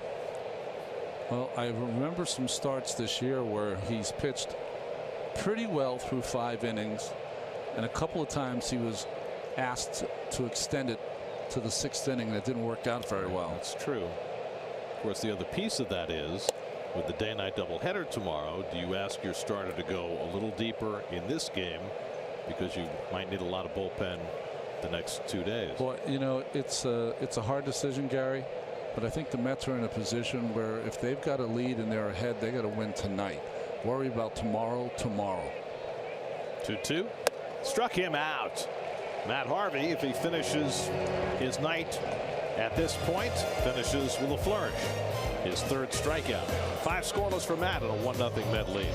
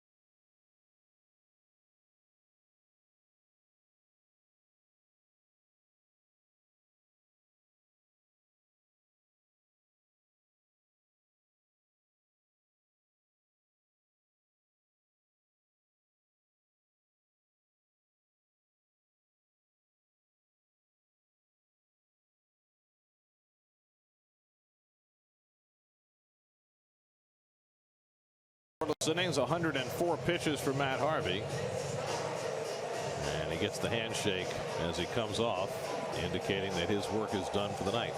Isn't it funny that not only does he get the handshake from the manager, all the players know he's done. Well, for Matt Harvey, his first scoreless outing of the year, as he goes 5 innings without allowing a run. Well, even more importantly, I like to see sharpness, and his stuff was sharp tonight. There's a couple of line drives hit. People don't have these kind of notes, but we saw a lot of ugly swings from the Braves tonight. That's something we haven't seen on a Harvey start in quite some time. Well, his breaking stuff was great. Yeah. I mean, right from the beginning of the game, his slider, his curveball were both working. Maybe he's more of a breaking ball pitcher than a fastball pitcher at this point, or at this time of his career. Asdrubal Cabrera leads off the 6th against Julio Teheran, whose pitch count is a lot more reasonable, 71 through 5 innings. Cabrera's been up twice, grounded the ball to the first baseman on both occasions. Jay Bruce on deck, then Wilmer Flores in the 6th.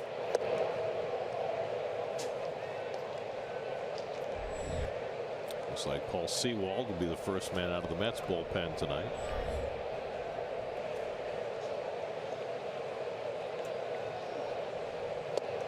And now Teheran behind 3-0. Teheran's dropping his arm angle this inning. Sure, it's something he knows and something his pitching coach knows. Teheran has walked 2 tonight. Right down the middle, 3-1.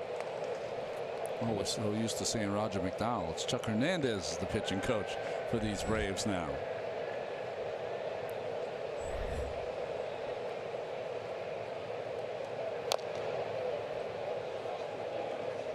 Three and 2 to Cabrera. There's your StubHub Mets box score. The only run of this game coming on a home run off the bat of Curtis Granderson in the 3rd inning. His 6th of the year. Mets have only had 2 other hits against Teheran so far. Enough. Unlikely to stay enough.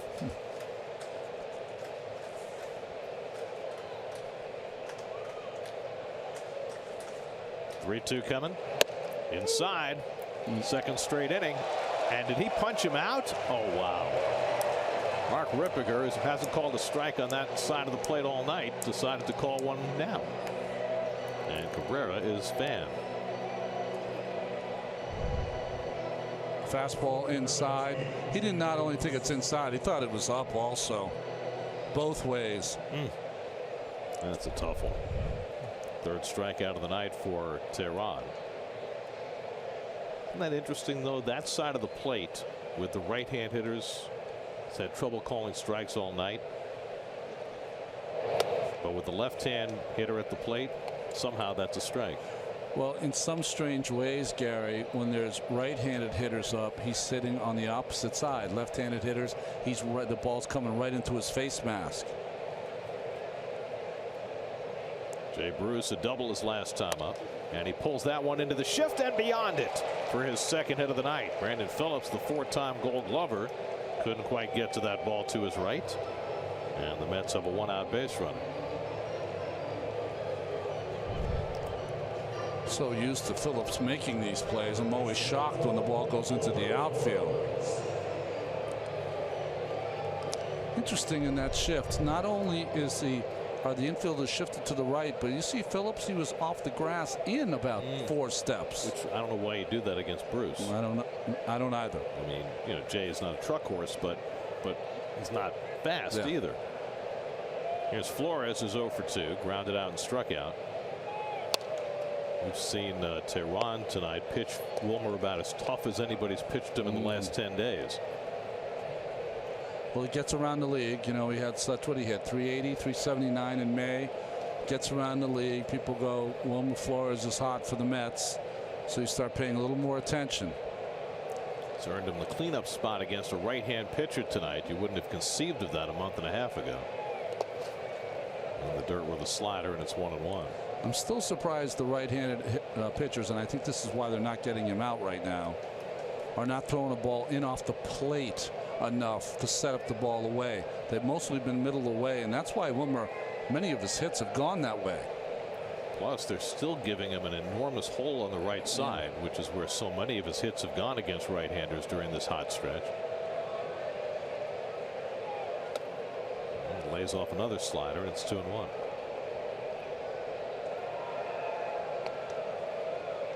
He has 29 hits against righties this year, and 11 have gone to right field. Wow. Which never would have happened last year.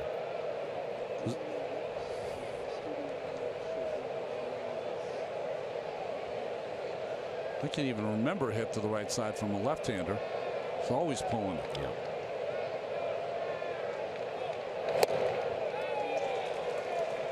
I'm going to pull that one. He was trying with the count in his favor, 2-1, to try and go deep there, and the ball just beat him.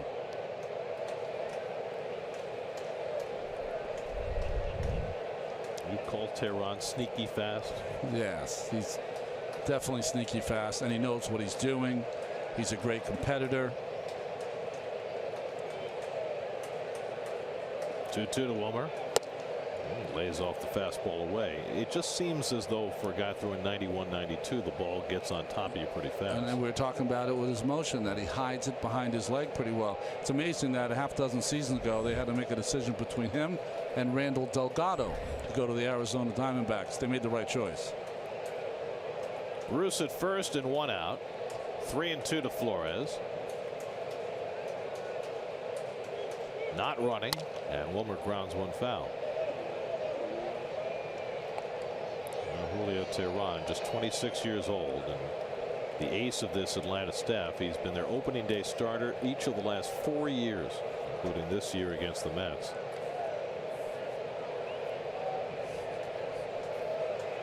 Mets opening day starters, different one every year. 7 in a row. That is amazing. You don't run Bruce here usually because Flores is up, but Duda's in the on-deck circle. I think that's why you don't run him.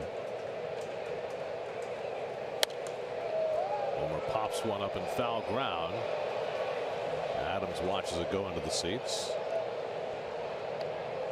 I know you want to get Duda to the plate, and I know you want to stay out of the double play.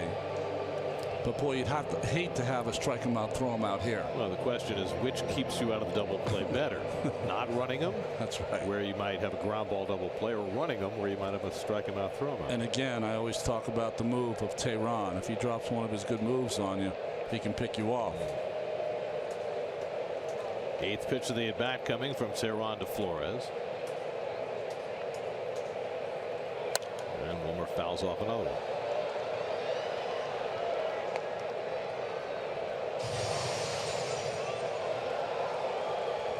Braves have Julio Tehran locked up through the 2019 season with an option for 2020. The guy you build around. 26 years old. His numbers are not pretty this year, but he's got to figure out how to make this ballpark work for him. Good cut by Wilmer, and he fouls it back. What an at bat by Wilmer.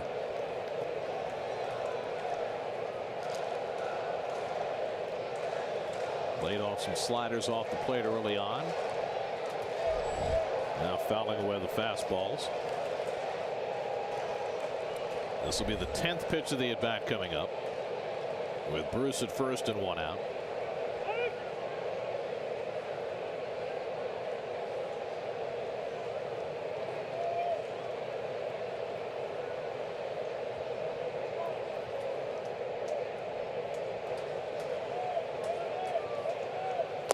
And the slider misses for ball 4. Quite an at bat for Flores, and the Mets have 2 men on. Let's check in with the studio. Taylor Rooks has a game break brought to you by your Tri-Honda dealers.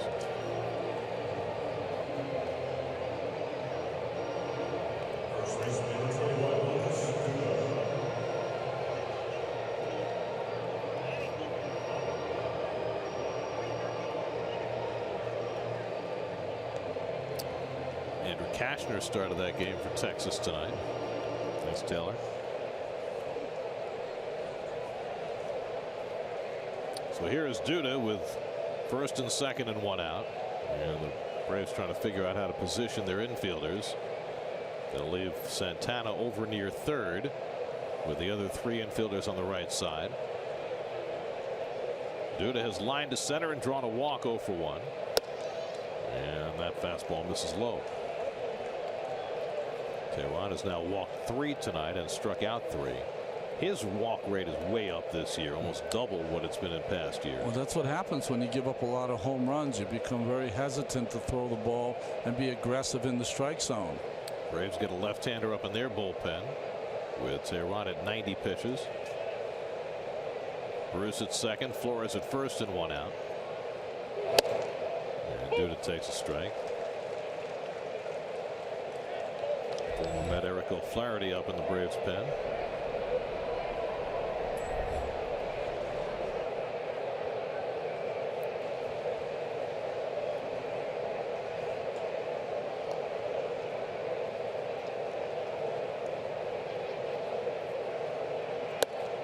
Duda takes a curveball for a strike, and it's 1-2. That was seen that pitch much from Tehran. That was a good pitch by Tehran. Backdoor slider, catches the plate. He's liked that fastball inside for strikeout so far in this game. We got Cabrera looking at a borderline pitch to start the inning. But now Bruce has singled and Flores has walked. And now Duda pops one up along the right field line. Markakis comes over. And that's the second out. The runners hold.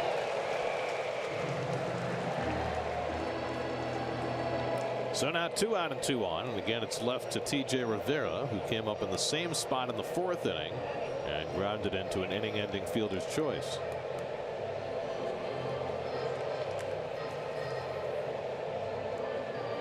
T.J. making his first start in almost 3 weeks. And he's one of those guys who's, you know, on the cusp when you talk about all the player moves the Mets have to make this weekend. So a big at bat for him and for the Mets, trying to expand on a 1-0 lead in the 6th. He's 0 for 2 tonight. And he grounds one slowly. It came off his foot, a foul ball. It's weird when it gets around that time, Gary, in the locker room, when you become one of those players that might be it. Guys stop playing cards with you. They stop talking to you. You know, everyone kind of avoids you. They hope good things for you, but it's a strange deal.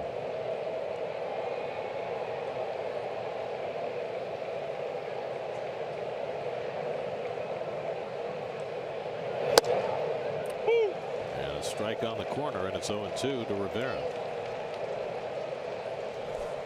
I think the control of these two pitchers have opened up the strike zone from Mark Rippiger behind the plate, because they've been so effective. They've thrown the ball to those spots over and over. Sometimes you can sway an umpire's kind of initial decision making. 25th pitch of the inning coming up for Tehran. And that is backhanded by Suzuki. 1-2.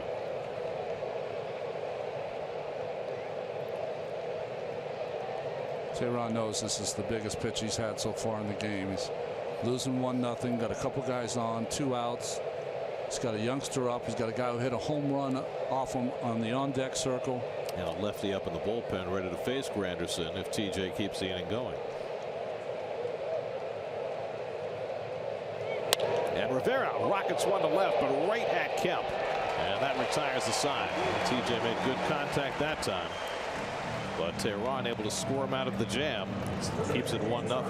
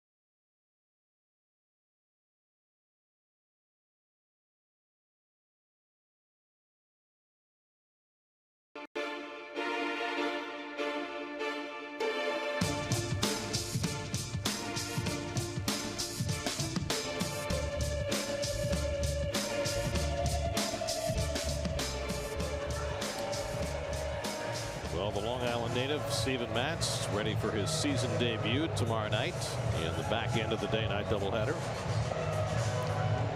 Gonna be a little nervous about that. Yeah, Terry Collins was saying that both he and Lugo will be on the 100-pitch limit. Little changes in the defense, Gary. Wilmer Flores moves to second base. Jose Reyes comes in to play third. He'll bat ninth, and Paul Sewald on to pitch the sixth inning. Well, Sewald pitched twice against the Pirates. On a Sunday, he was very good. On Friday night, he had one of his worst outings of the year, which has pushed all of his numbers north. So well rested as he takes the mound tonight, having not pitched since Sunday. Ball and a strike to Matt Kemp, who's 1 for 2 tonight. Snuck a single through the middle his last time up. And he rockets one down the left field line into the corner for an extra base hit. So Sewald is greeted rudely. A leadoff double for Matt Kemp, and just like that, the Braves have the tying run in scoring position with nobody out. I mean, the Mets should just call him Matt Extra Base Hits Kemp this season. That's a changeup that he leaves in the middle of the plate. Talk to you about that right-handed pitcher arm side changeup to the right-handed batter. Don't like it, and didn't work out there.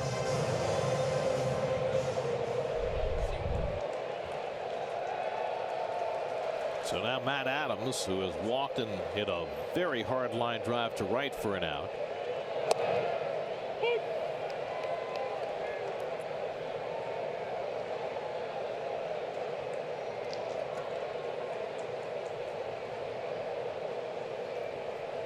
Kemp at second with nobody out.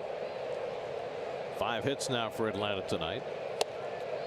And the fastball thrown by Adams, 0-2. This is collectively what happens on a bench when a starting pitcher is thrown 5 scoreless and is out of the game.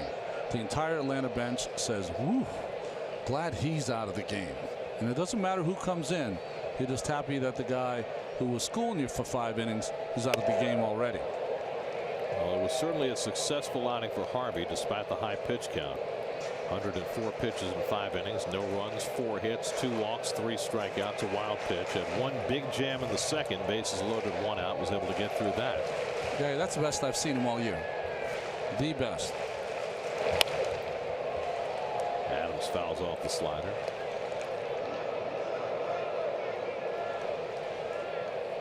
Kurt Suzuki waiting on deck. Well, of course, the problem, despite throwing 5 scoreless innings, is that you leave 12 outs for the bullpen to get. And in a bullpen that has had few reliable characters, that's problematic. Well, it's not even 12 outs, which is the math. It is 12 perfect outs. You can't give up a run. It's a 1-0 game. Josh Edgen staying busy.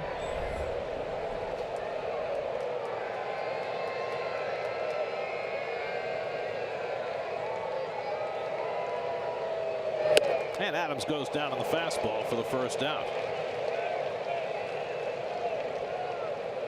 So Sewald has a strikeout, 1 away.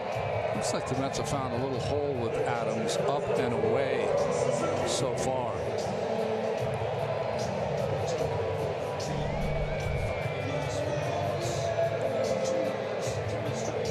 So 1 out now. Kurt Suzuki, who's popped to second and flying to center, 0 for 2.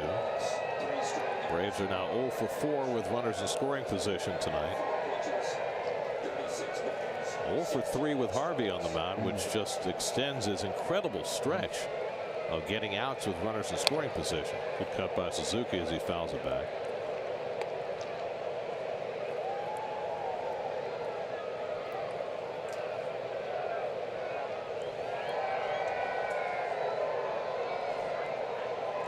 Every pitcher's the same, Gary, especially starting pitchers. Every pitcher gets people on base. That's how you pitch when people are on base, whether you have a successful season or not.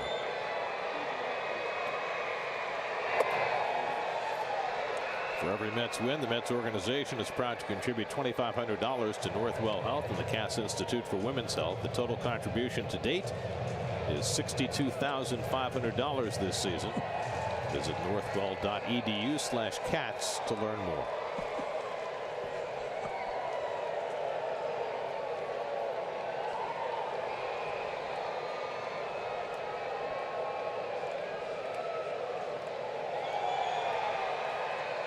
1 to Suzuki, and he fouls back the fastball. 1-2.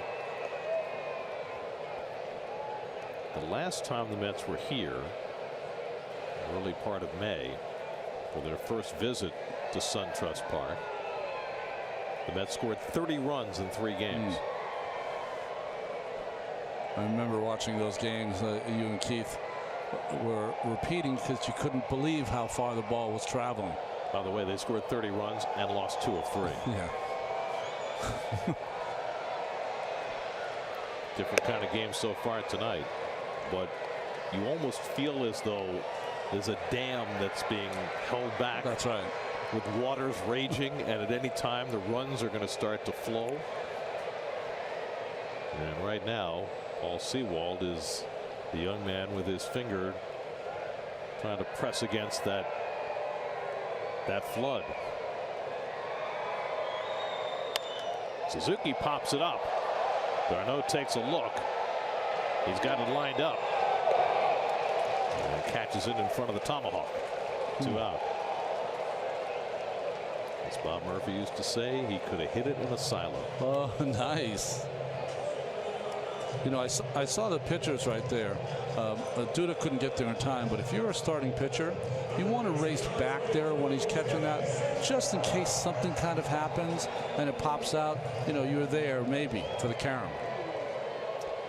But Pete Rose did it with Bob Boone in the World Series against Kansas City, 1980. So after the leadoff double by Kemp, he's still at second with 2 out. Here's Danny Santana, who's 2 for 2. And Sewald almost airmailed that to the backstop. Ball 1.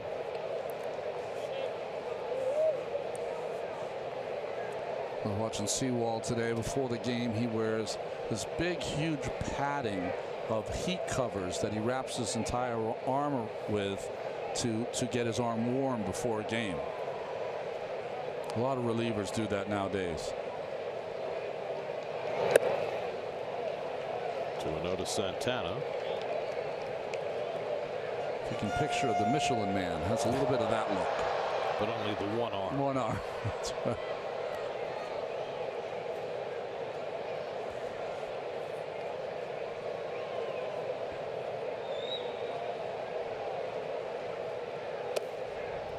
Sewald pitching very carefully to the left-hand batter Santana. You got Swanson, the right-hand hitter, on deck. Santana filling in at third base. Adonis Garcia, the regular third baseman for the Braves, back on the disabled list for a second time. And now the Mets will give intentional ball 4 to Santana. So that was clearly a pitch around. Now Santana's an interesting guy. He hit .319 as a rookie with the Twins. Hasn't hit much since. But he's had a good night tonight. Now he's on base for the 3rd time. Well, you know, Swansby hit 156 in April. So maybe that's, well, Swanson hit 156 in April. And that's probably what the Mets remember. But, you know, he's hitting .375 in June, Dansby Swanson. Tonight he's walked and grounded out. He's just 4 for 29 against Met pitching this year. So Kemp at second, Santana at first with 2 out.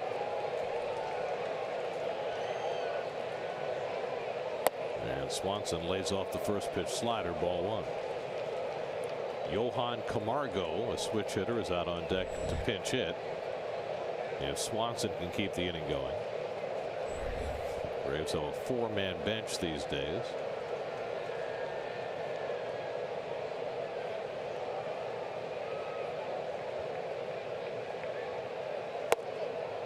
Slider taken down, and that's 6 in a row out of the strike zone from Sewald.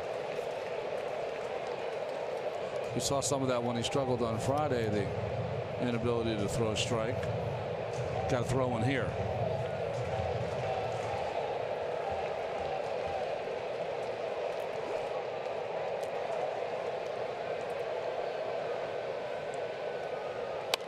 And Swanson fouls off the fastball, 2-1.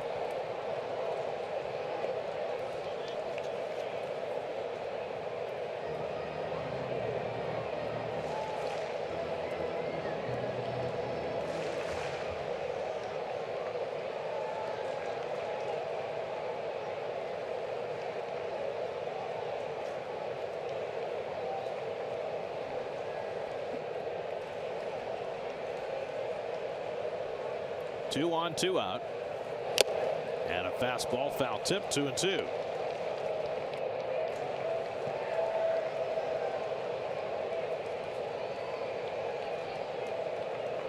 I mean, after that swing, you'd be hard pressed to think Sewald's going to throw anything else but the heater and challenge Swanson. 2 on, 2 out, 2-2 to Swanson. And he misses low and in. Now full count. So that'll put Kemp and Santana in motion with 3-2 and 2 down. And Santana can run too.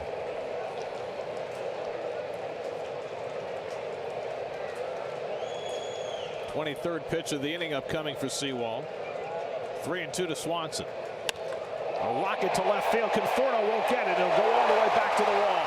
Kemp is in with the tying run. Santana will score the go-ahead run. It's a 2-run double for Dansby Swanson, and the Braves go in front 2-1.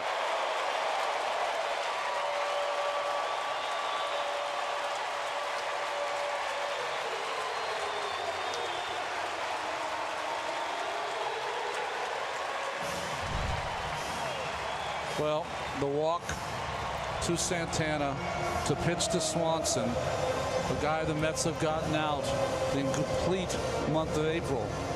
But this young #1 pick is not the same hitter here in June. And I talked about Santana and his speed. And once he got around second, there was no doubt he was going to score on that double. Braves have the lead. Now Johan Camargo, the pinch hitter.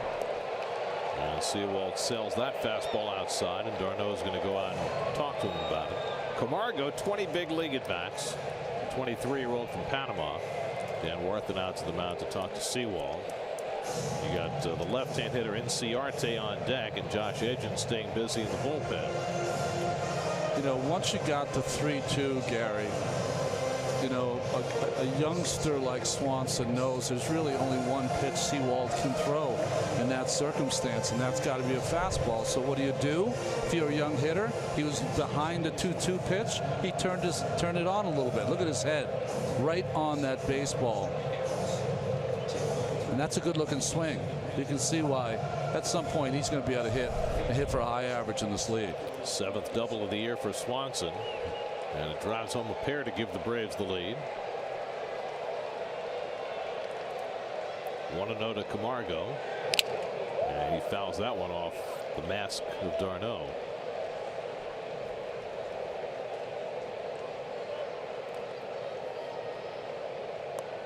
Checking to make sure his jaw's in the right place after that.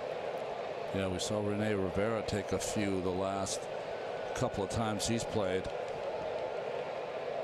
Well, Tehran out of the game. Now pitcher of record on the long side after that 2-run double. 2-1 to Camargo. Well, Tehran made the pitch on T.J. Rivera, or maybe got a little lucky because it was a line drive to left field, and Sewald was not as fortunate.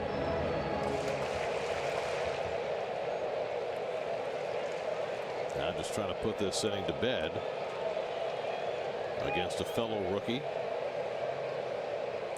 Camargo from Panama. We noticed in the Baltimore Orioles lineup one of our favorite players from Panama. Oh, that's right. Playing third base. Manny Machado's got the bad hand.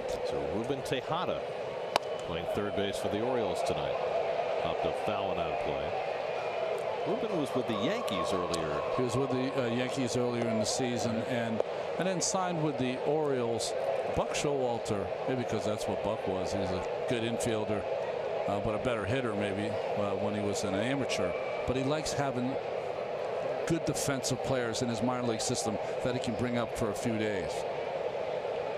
They manipulate their roster as well as anybody. Yeah, they do. Slashed foul by Camargo. That almost stayed inside the bag.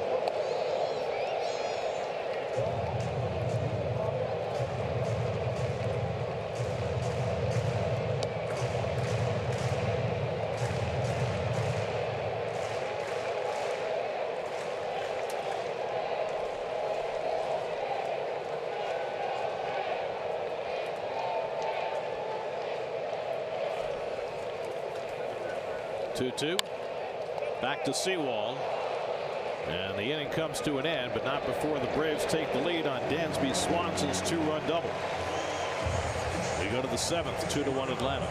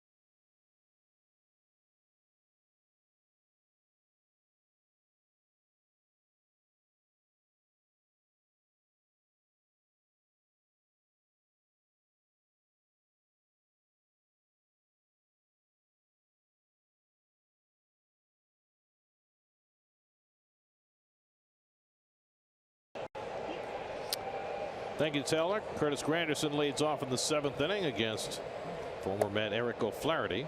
He's in here because lefties are only hitting 188 against O'Flaherty, who struggled in April, pitched better in May, but towards the end of May went on the DL with a lower back strain, missed about 15-20 days. It's only his 21st appearance of the year. Granderson's accounted for the only Met run tonight with his 6th home run of the year that came leading off the 3rd inning. And it's off the plate with a slider, 2-1.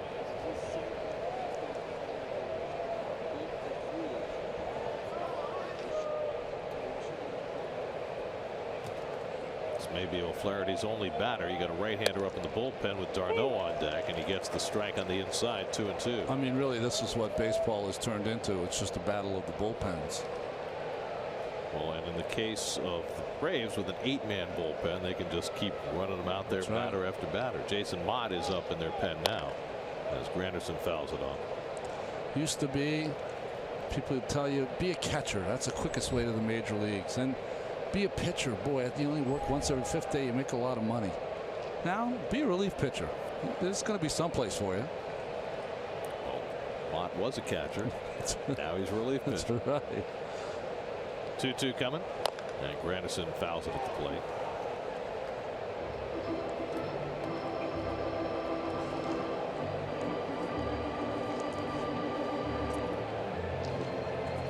People's United Bank brings you tonight's starters. Both were very good. Harvey got only through 5, did not allow a run for the first time this year. Tehran gave up just the 1, and now he's on the long end. And Granderson goes down on the slider for the first out. This was earlier tonight, one of the best ballpark things we've ever seen. This is called Beat the Freeze. They give the contestant a head start, and then watch this guy in the freeze suit. This is the greatest thing I've ever seen. Watch this, folks. I mean, the guy had what, a 200-foot head start? At least. Look at this guy go. This guy is beautiful. Look at the guy. The guy thought he was going to win. Exactly. Oh, it's where he belongs, right in the dirt. Oh, The freeze will get you every time. Oh my God! Look at the look on his face. What? What? And down.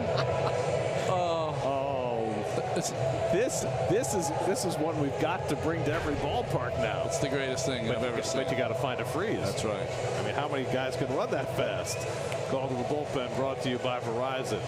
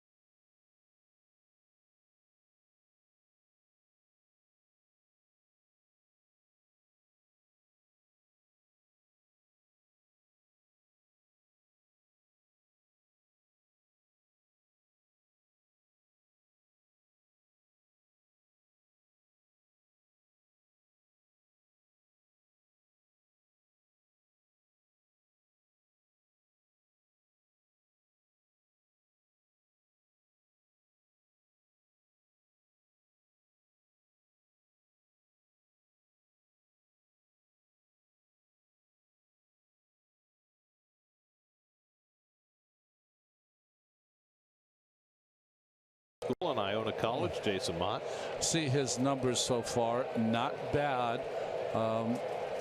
Walks though, a little too many walks. And a half swing by d'Arnaud on the signature cutter from Mott. 0-1.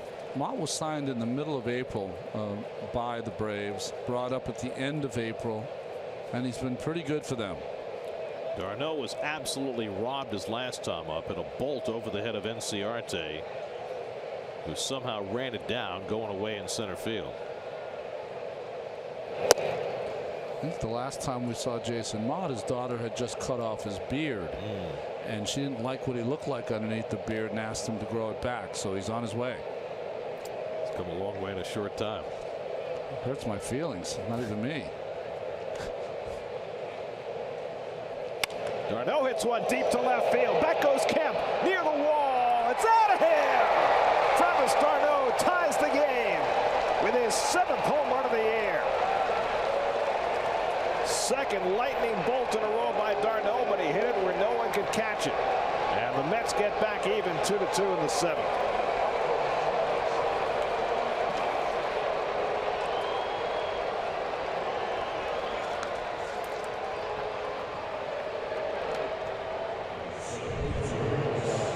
Mott was trying to throw that ball on the outside part of the plate. It drifted on the inside part. And boy, all over was d'Arnaud. Now let's say Reyes up for the first time. Came in on a double switch the last inning. It's 3 home runs so far in 15 innings from Mott.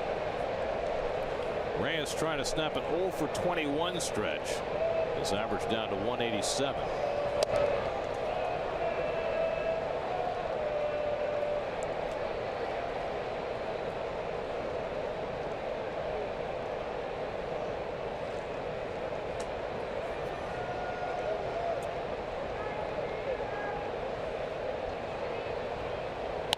And Reyes hits a liner into the glove of Adams, and when you're cold, you're cold. Reyes hit that ball hard, but Adams there to grab it for the second out, and that is now 0 for 22. Hit a couple balls hard in his start in Texas too, and they were robbed, and robbed again here by Adams. Well, Brian Snitker's on his way out with Michael Conforto coming up. He'll make another pitching change, and they'll bring the left-hander Ian Kroll into the game. Mets have tied it on d'Arnaud's home run. We'll come right back to Atlanta.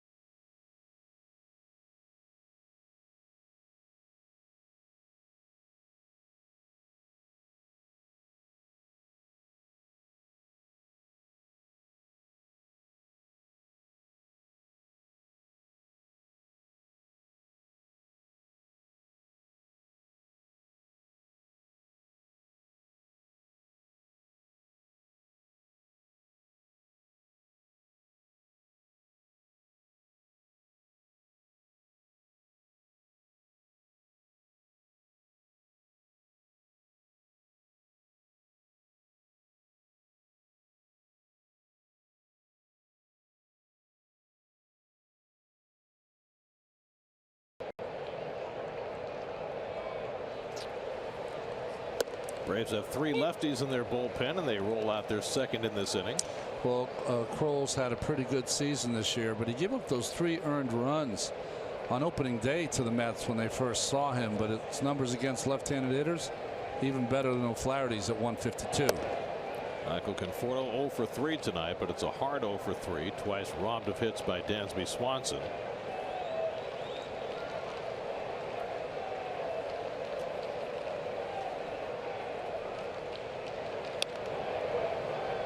And Kroll gets ahead of him 1-2.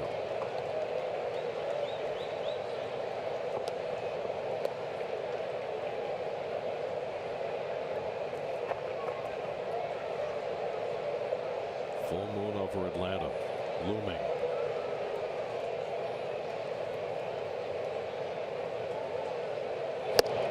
And Kroll strikes out Conforto to end the inning.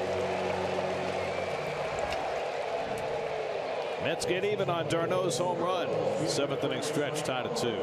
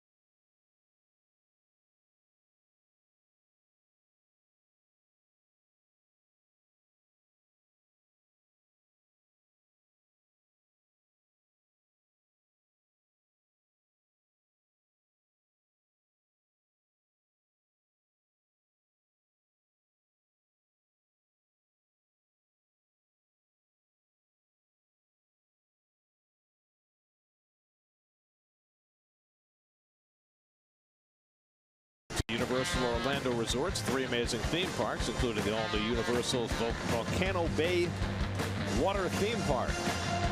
Plus, stay on site at Lowe's Sapphire Falls Resort. Just go to sny.tv/Toyota and enter the Toyota Fan Flyaway Sweepstakes today. Jerry Blevins will pitch the bottom of the 7th for New York. Got to watch out for the bunt here.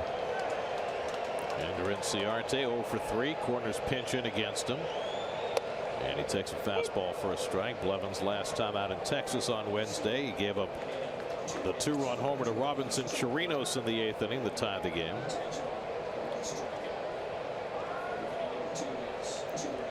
And now in to face a couple of lefties here in the 7th. Curveball popped up. Reyes into foul ground, has room. 1 away. Inciarte retired. Time for the Verizon trivia question. Which team drafted Tom Glavine, who was here tonight? Yes. In the 1984 NHL draft. I know that one too. I know it too. I've known a lot of the trivia questions recently. That means that they're really, really poor. If I recall correctly, I believe he was a 4th-round pick in the NHL draft. You got it. Coming out of Billerica, Mass. Billerica's near my house. Yeah, it's that far west. All of us, well, it's about halfway. But all of us used to, in those days, now I'm a lot older than Tommy, but hockey was #1 in the state of Massachusetts then because of Bobby Orr. Everyone wanted to be Bobby Orr. Everybody. Nobody wanted to be Phil Esposito? Yaz was second, close second. Wayne Cashman? Anyone could be Phil Esposito. You just stand in one spot. Exactly. You had to be strong enough to hang out in front of the net and poke home those rebounds. And I say that because I worked with Espo, one of the greatest guys of all time. 2-0 to Brandon Phillips, who's grounded out all 3 times up tonight. You got another left-hand hitter, Nick Markakis, on deck. And then you've got Matt Kemp. So it'll be interesting if anybody gets on to see how Terry plays this inning with Blevins after he got burned by the right-hand batter in his last outing. And that fastball misses somewhere, and it's 3-0. See how aggressive Phillips is here.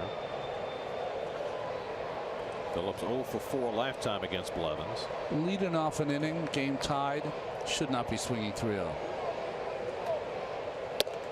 There's a strike.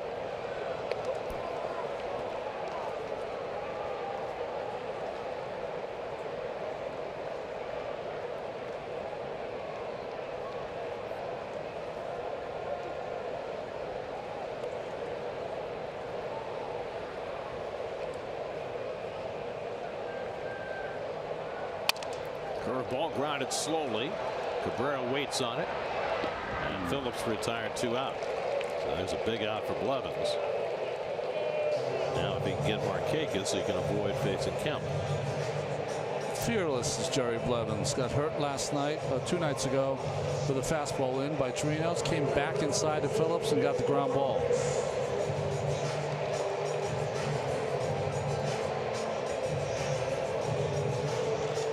Markakis is 1 for 3 tonight, singled against Harvey back in the 1st.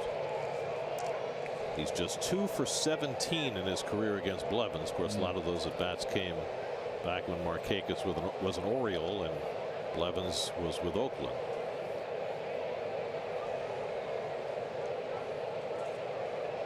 Markakis in the 3rd year of a 4-year contract with the Braves. First pitch curveball. Lazy fly ball to center. And Granderson under it. And Blevins has himself a 1-2-3 inning on just 8 pitches. He might be good to go for the 8th. 2-2 after 7.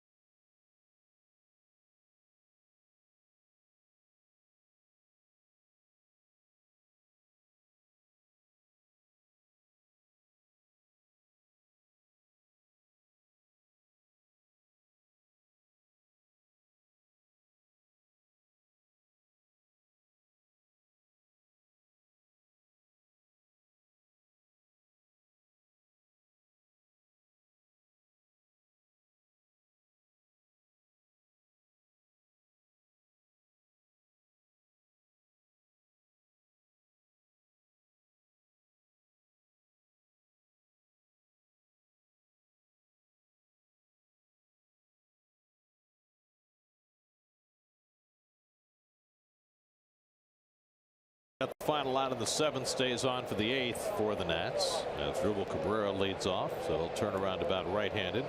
Cabrera 0 for 3 tonight, 3 for his last 27. Jay Bruce to follow, then Wilmer Flores, and Cabrera takes a fastball strike from Kroll.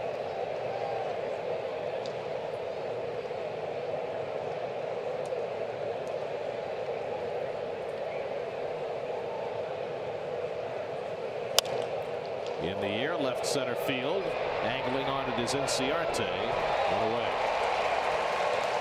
It's kind of one of those games that you used to see at the other stadium between the Mets and Atlanta. Low scoring, good pitching, and everything hit to center field gets caught. That's right. That was the other thing when Andrew Jones played center field for the Braves. Inciarte may not be up to quite that level, but he's pretty darn good. I never got to watch him play enough defensively, but you always sing his praises. He was amazing. Best of his era. Yes, is what I would say. I mean, shallow. Played at the same time as Griffey, who played much deeper. Okay. Andrew played shallow, took away everything in front of him and everything behind him. Good arm. Great arm. Here's Jay Bruce, who's 2 for 3, a single and a double. 2 of the 5 hits for the Mets tonight.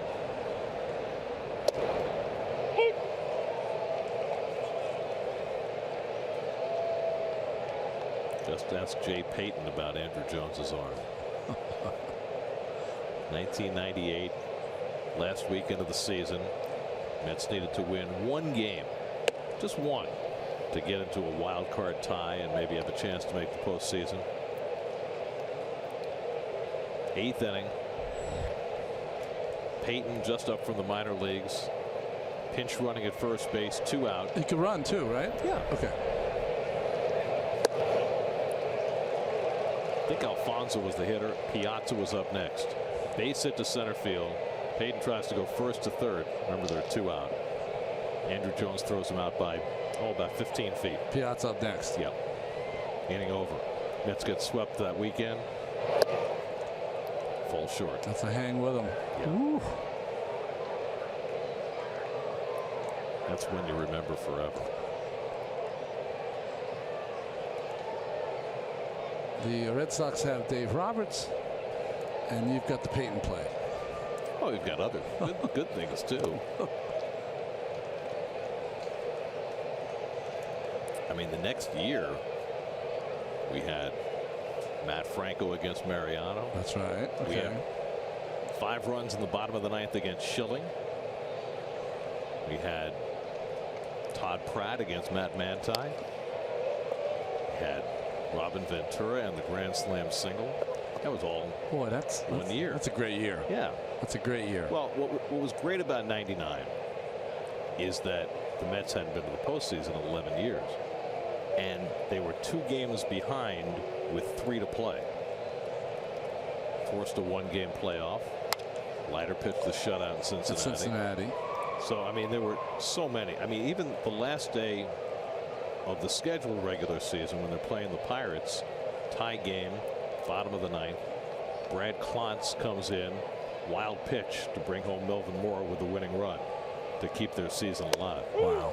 Bruce strikes out looking for the 2nd out. How many pitches did Al throw in that game against Cincinnati? Do you remember? I don't know. It wasn't a particularly high pitch total. Because he used to throw games with a lot of pitches because he was so big and strong. Well, in Game 5 of the World Series in 2000, he threw 142 pitches in that game. And then Luis Soto hit that 17 hopper up the middle that wound up beating him. I work with him, by the way. He's still alive. And he still has plenty of energy. He does. Brian Snitker out to the mound. Wilmer Flores is coming up. They don't want the left-hander to face him. So Snitker continues to match up, and he'll make another pitching move. So Kroll takes his exit. 2-2 in the 8th. We'll be right back to Atlanta.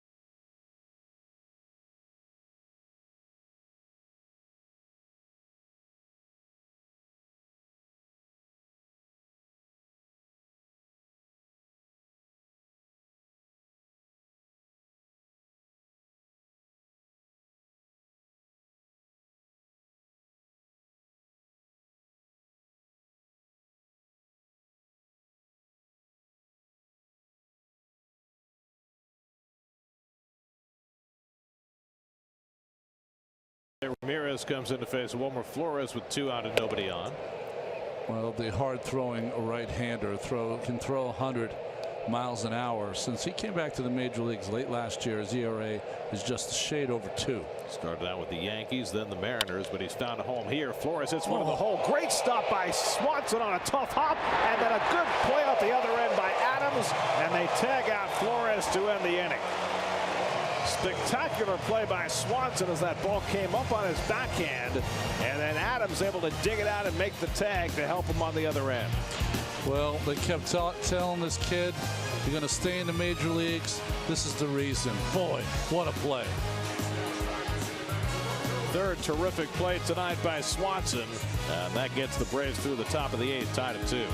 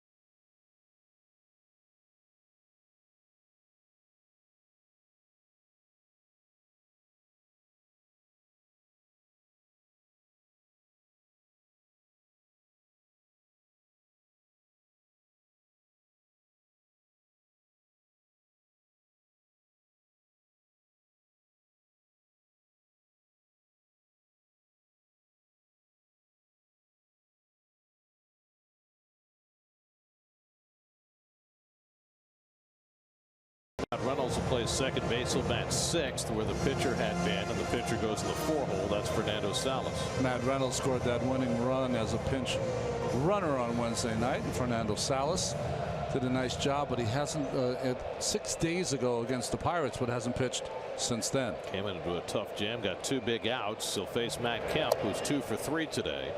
Kemp has singled and doubled. He scored the first Atlanta run in the 6th inning. Mets have gotten their 2 runs on home runs by Granderson in the 3rd and Darno in the 7th. Dansby Swanson's 2-run double played in the 2 Atlanta runs in the 6th. And Swanson has contributed with his defense as well, making a trio of outstanding plays. The last one just eye-popping to rob Wilmer Flores. That last play, folks, is the kind of play that Ozzie Smith used to make routinely 2 or 3 times a game. That's how good he was. Kemp takes a big cut. 2-1.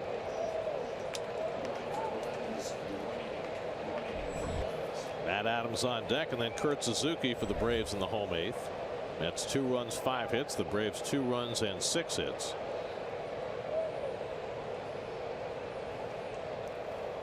Kemp is 1 for 6 in his career against Salas. Grounded to the left side on the backhand. Cabrera, the running throw on a hop. Not in time. And we'll see whether the Mets care to challenge this. They won't have to challenge it. He's safe. First base. Cabrera just could not get enough on the throw. You know, so the inning ends with an amazing play by Swanson, and now a ground ball in the hole that was not hit particularly hard, but becomes a base hit for the Braves. Well, infield defense, it's one of the areas where the Mets are lacking. So the third hit of the night for Kemp puts him aboard, leading off in the 8th, and now Adams, who's 0 for 2 and a walk tonight.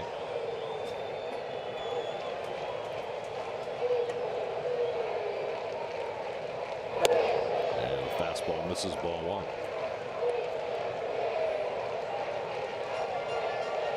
By the way, just FYI, it does not appear as though the Mets are prepared to bring Ahmed Rosario up anytime particularly soon, just in case folks are wondering about that. I know Sandy Alderson was just out in Vegas over the last few days to take a look at Rosario and Dom Smith and of course the rest of that team. And it just does not appear as though they're ready to pull the trigger on that move anytime soon. We had a graphic in the Texas series, Gary. I don't know if you saw it. Only 95% of the Met fans wanted to see Rosario. Yeah, well, I know. And, you know, the Super 2 deadline is part of it, but I don't think it's the whole story. I think that they want to make sure that when Rosario comes up here that he's successful. And they're trying to get him to that point. That he's here for good. Right. Otherwise, the Super 2 deadline doesn't matter, right? That's right. Fastball swung and missed, 2-2. You know, the Mets have had a big shift on, and they've been throwing the fastball by Adams. Now, I know you're not going to have a big guy bunt that's against the rules of how people play now, but he was given a bunt since the beginning to push a runner in scoring position and get himself a base hit too in the 8th inning of the tie game. Trying to win, right?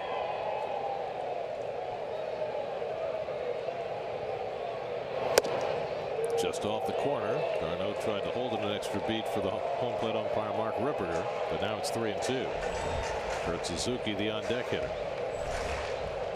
Jerry Blevins worked a 1-2-3 7th after Paul Sewald gave up the 2 Atlanta runs in the 6th. Now Salas in instant trouble on an infield hit.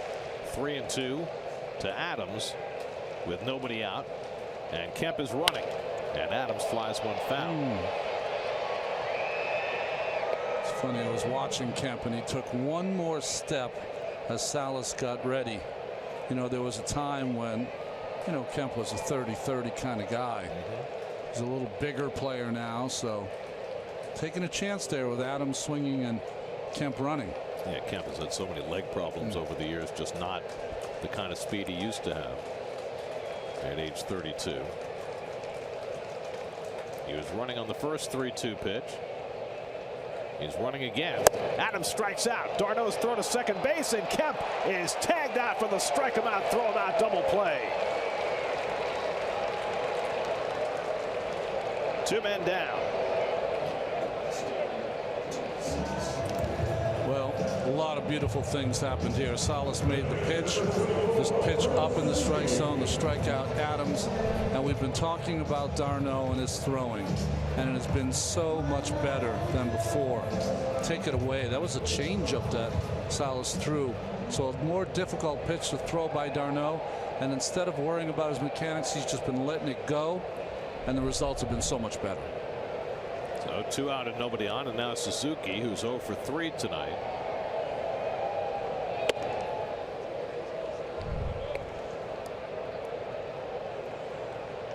Well, you know, the throw was a little up the line, but Cabrera could come, and Kemp was out by so much it wasn't even close at second base. Looked like Kemp tried to hit the ball out of Cabrera's glove. It's an Alex Rodriguez play. 1-1 to Suzuki. Who's the pitcher? Bronson Arroyo? Bronson Arroyo.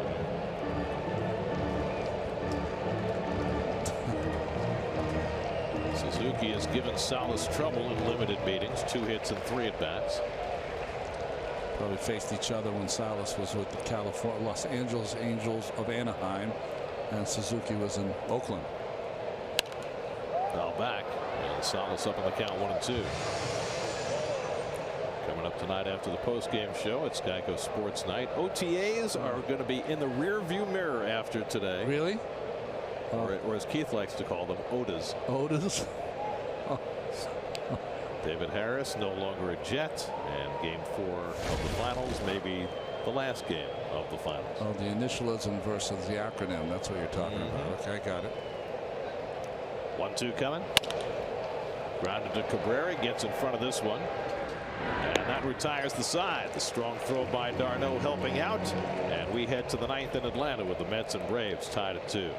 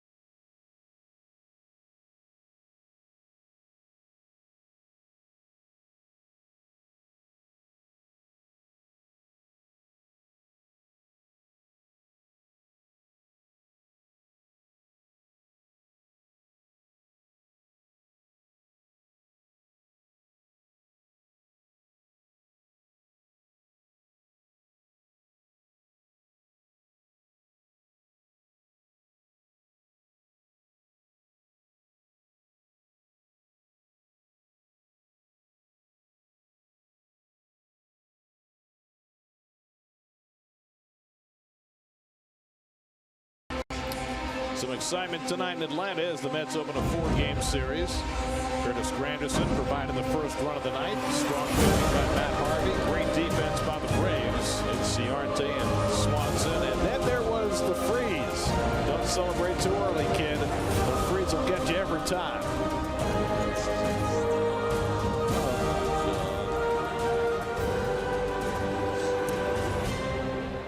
We go to the 9th. Mets and Braves tied at 2. And the Braves bring in their closer Jim Johnson to try and keep it tied. Lucas Duda leads off and takes the sinker for ball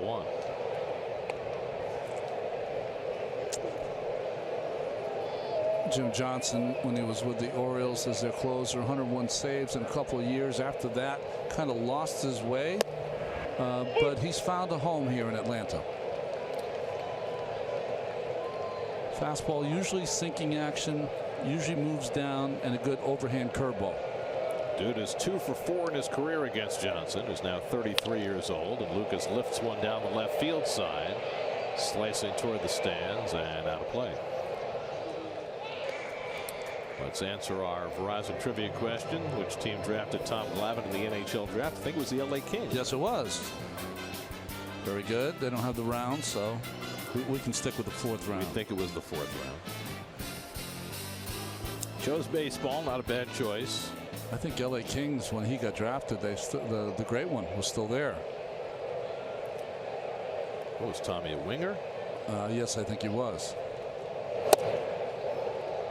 2-2 to Duda. Matt Reynolds on deck, and then Curtis Granderson for the Mets in the 9th.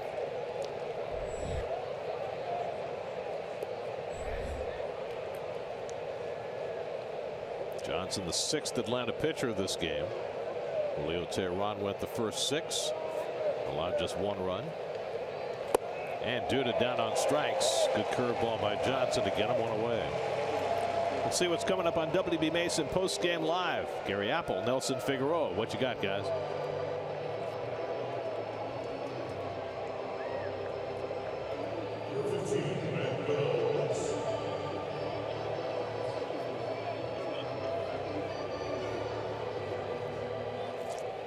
All right, gentlemen, now it's Matt Reynolds up for the first time. Came in a double switch last inning.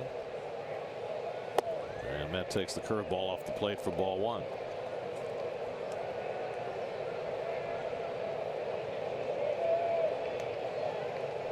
team that likes to build their offense around home runs. Jim Johnson, when that sinker is working, is a tough guy to take deep. Yeah, he's only given up 1 home run this year. He's very good at keeping the ball down. That's what you need in this ballpark. And a comebacker. Reynolds retired, 2 down. I mean, G pitch cast. I mean, this is a great one. Watch how big this curveball, where it starts. Out of the strike zone up, ends up out of the strike zone down. Never even touched our rectangle and still swung through by Lucas. So Johnson's retired the first 2 and now must deal with Granderson, who hit a home run in the 3rd inning to give the Mets the early lead, his 6th of the year. He's also drawn a walk, stolen a base, 1 for 2 on the night. Just 4 for 20 in his career against Johnson. Most of that when they were both in the American League East. Facing each other a lot, right? At the end of games.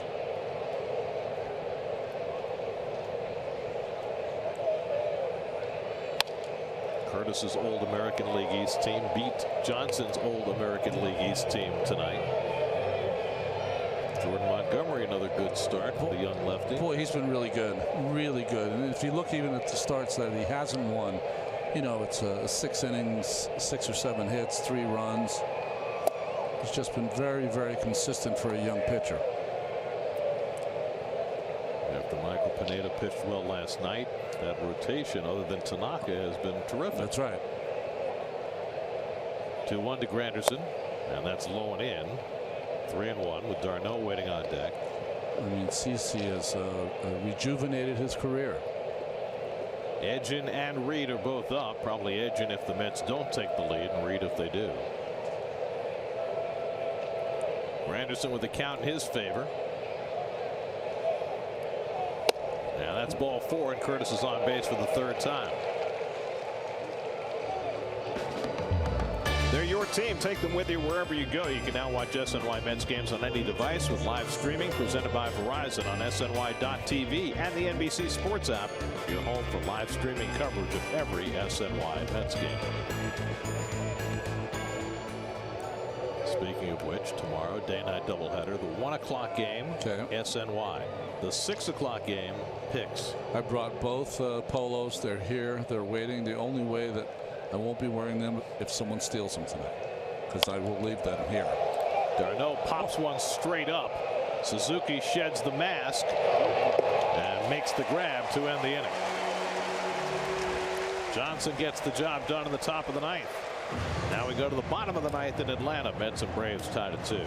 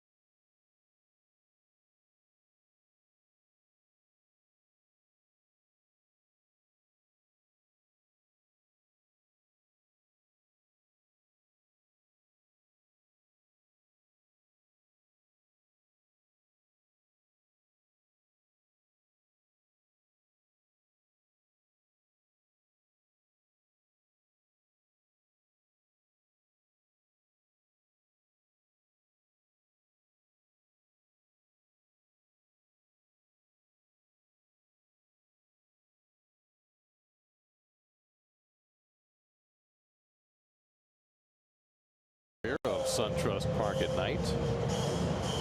Brand new home of the Atlanta Braves up in Cobb County in suburban / exurban Atlanta. I honestly, most ballparks and geography I'm very good with. I have no idea where we are. Yeah, we're somewhere unincorporated Atlanta, Cobb County, Smyrna. Like if you left me anywhere in any ballpark, I could get home. I could figure out how to get home. Here, no chance. Salas stays in to pitch the bottom of the ninth. Danny Santana takes a strike. Santana's had a good night. Single to center in the second, a bunt hit in the fourth, and then was intentionally walked and scored a run in the sixth. The corners are in against Santana, who's playing third base tonight.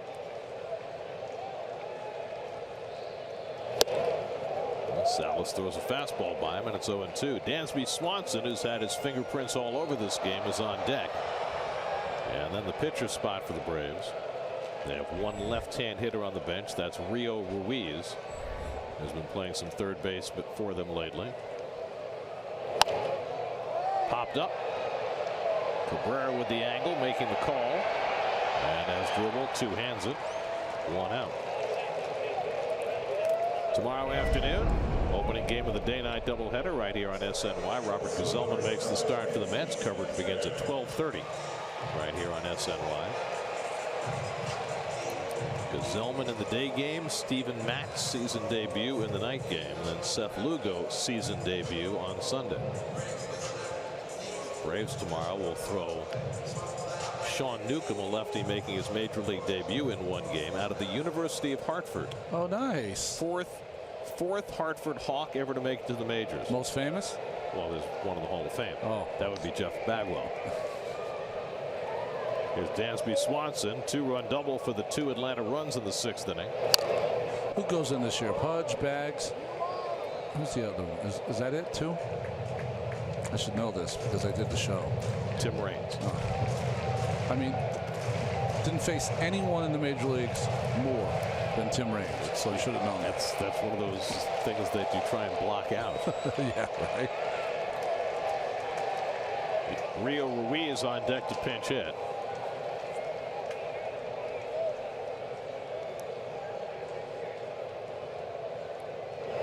And Swanson fouls one off his back. And it's 0-2.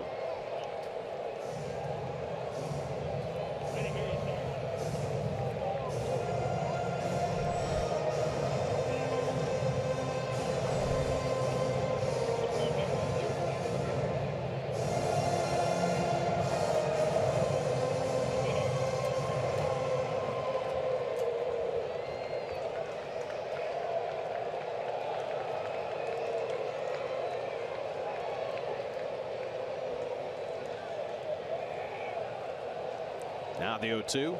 And Swanson hits one toward the middle. That's a base hit. So Swanson on base for the third time. He's going to try for two. Granderson's throw not in time.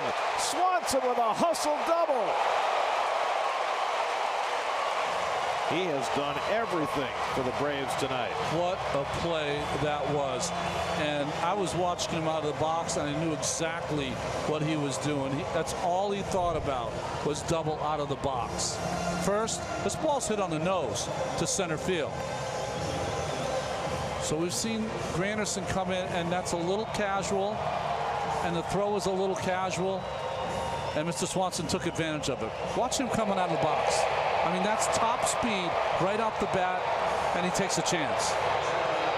That's winning baseball, folks. Now the left-hand hitter Rio Ruiz announces the pinch hitter. Terry Collins coming out to the mound. He's had Josh Edgin up, and he's going to bring Edgin in to face the left-hand hitter. Brian Snitker has a right-hand hitter, Lane Adams, he can go to, or Tyler Flowers. We'll see whether he makes that move when we come back.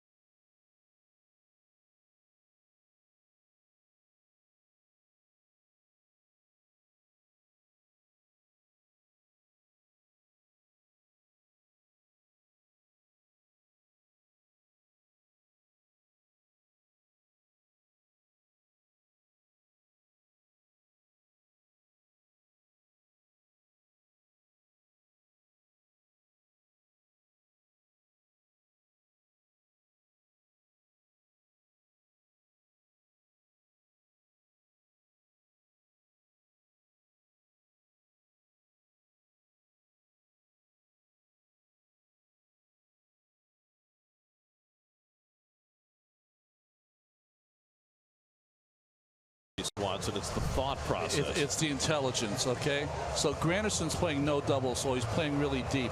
That helps the decision of Swanson. Also came out of the box at full bore. That helps. Once he went around first, though, he saw where Granderson was, and that helped his decision. And you can see the all-out slide into second base. And it even looked like Matt Reynolds was even surprised that he was coming in and didn't realize. But this is the swing. Now watch him run. Now watch him once he gets to first base. Should I? Yeah, I'm going to take a shot. Boom. Fortunately, he didn't hurt himself banging his head against Reynolds' knee. So he's at second. Now, Josh Edgin comes in to face the left-hand pinch hitter Rio Ruiz. And Brian Snitker knows if he brings up a right-hand pinch hitter here, the Mets will just walk him. Yeah. So he leaves Ruiz in the game so he doesn't waste a player. And Ruiz hits one toward the hole. That's through for a base hit. Here comes Swanson trying to score. Conforto can't get it out of his glove. And the Braves win the game.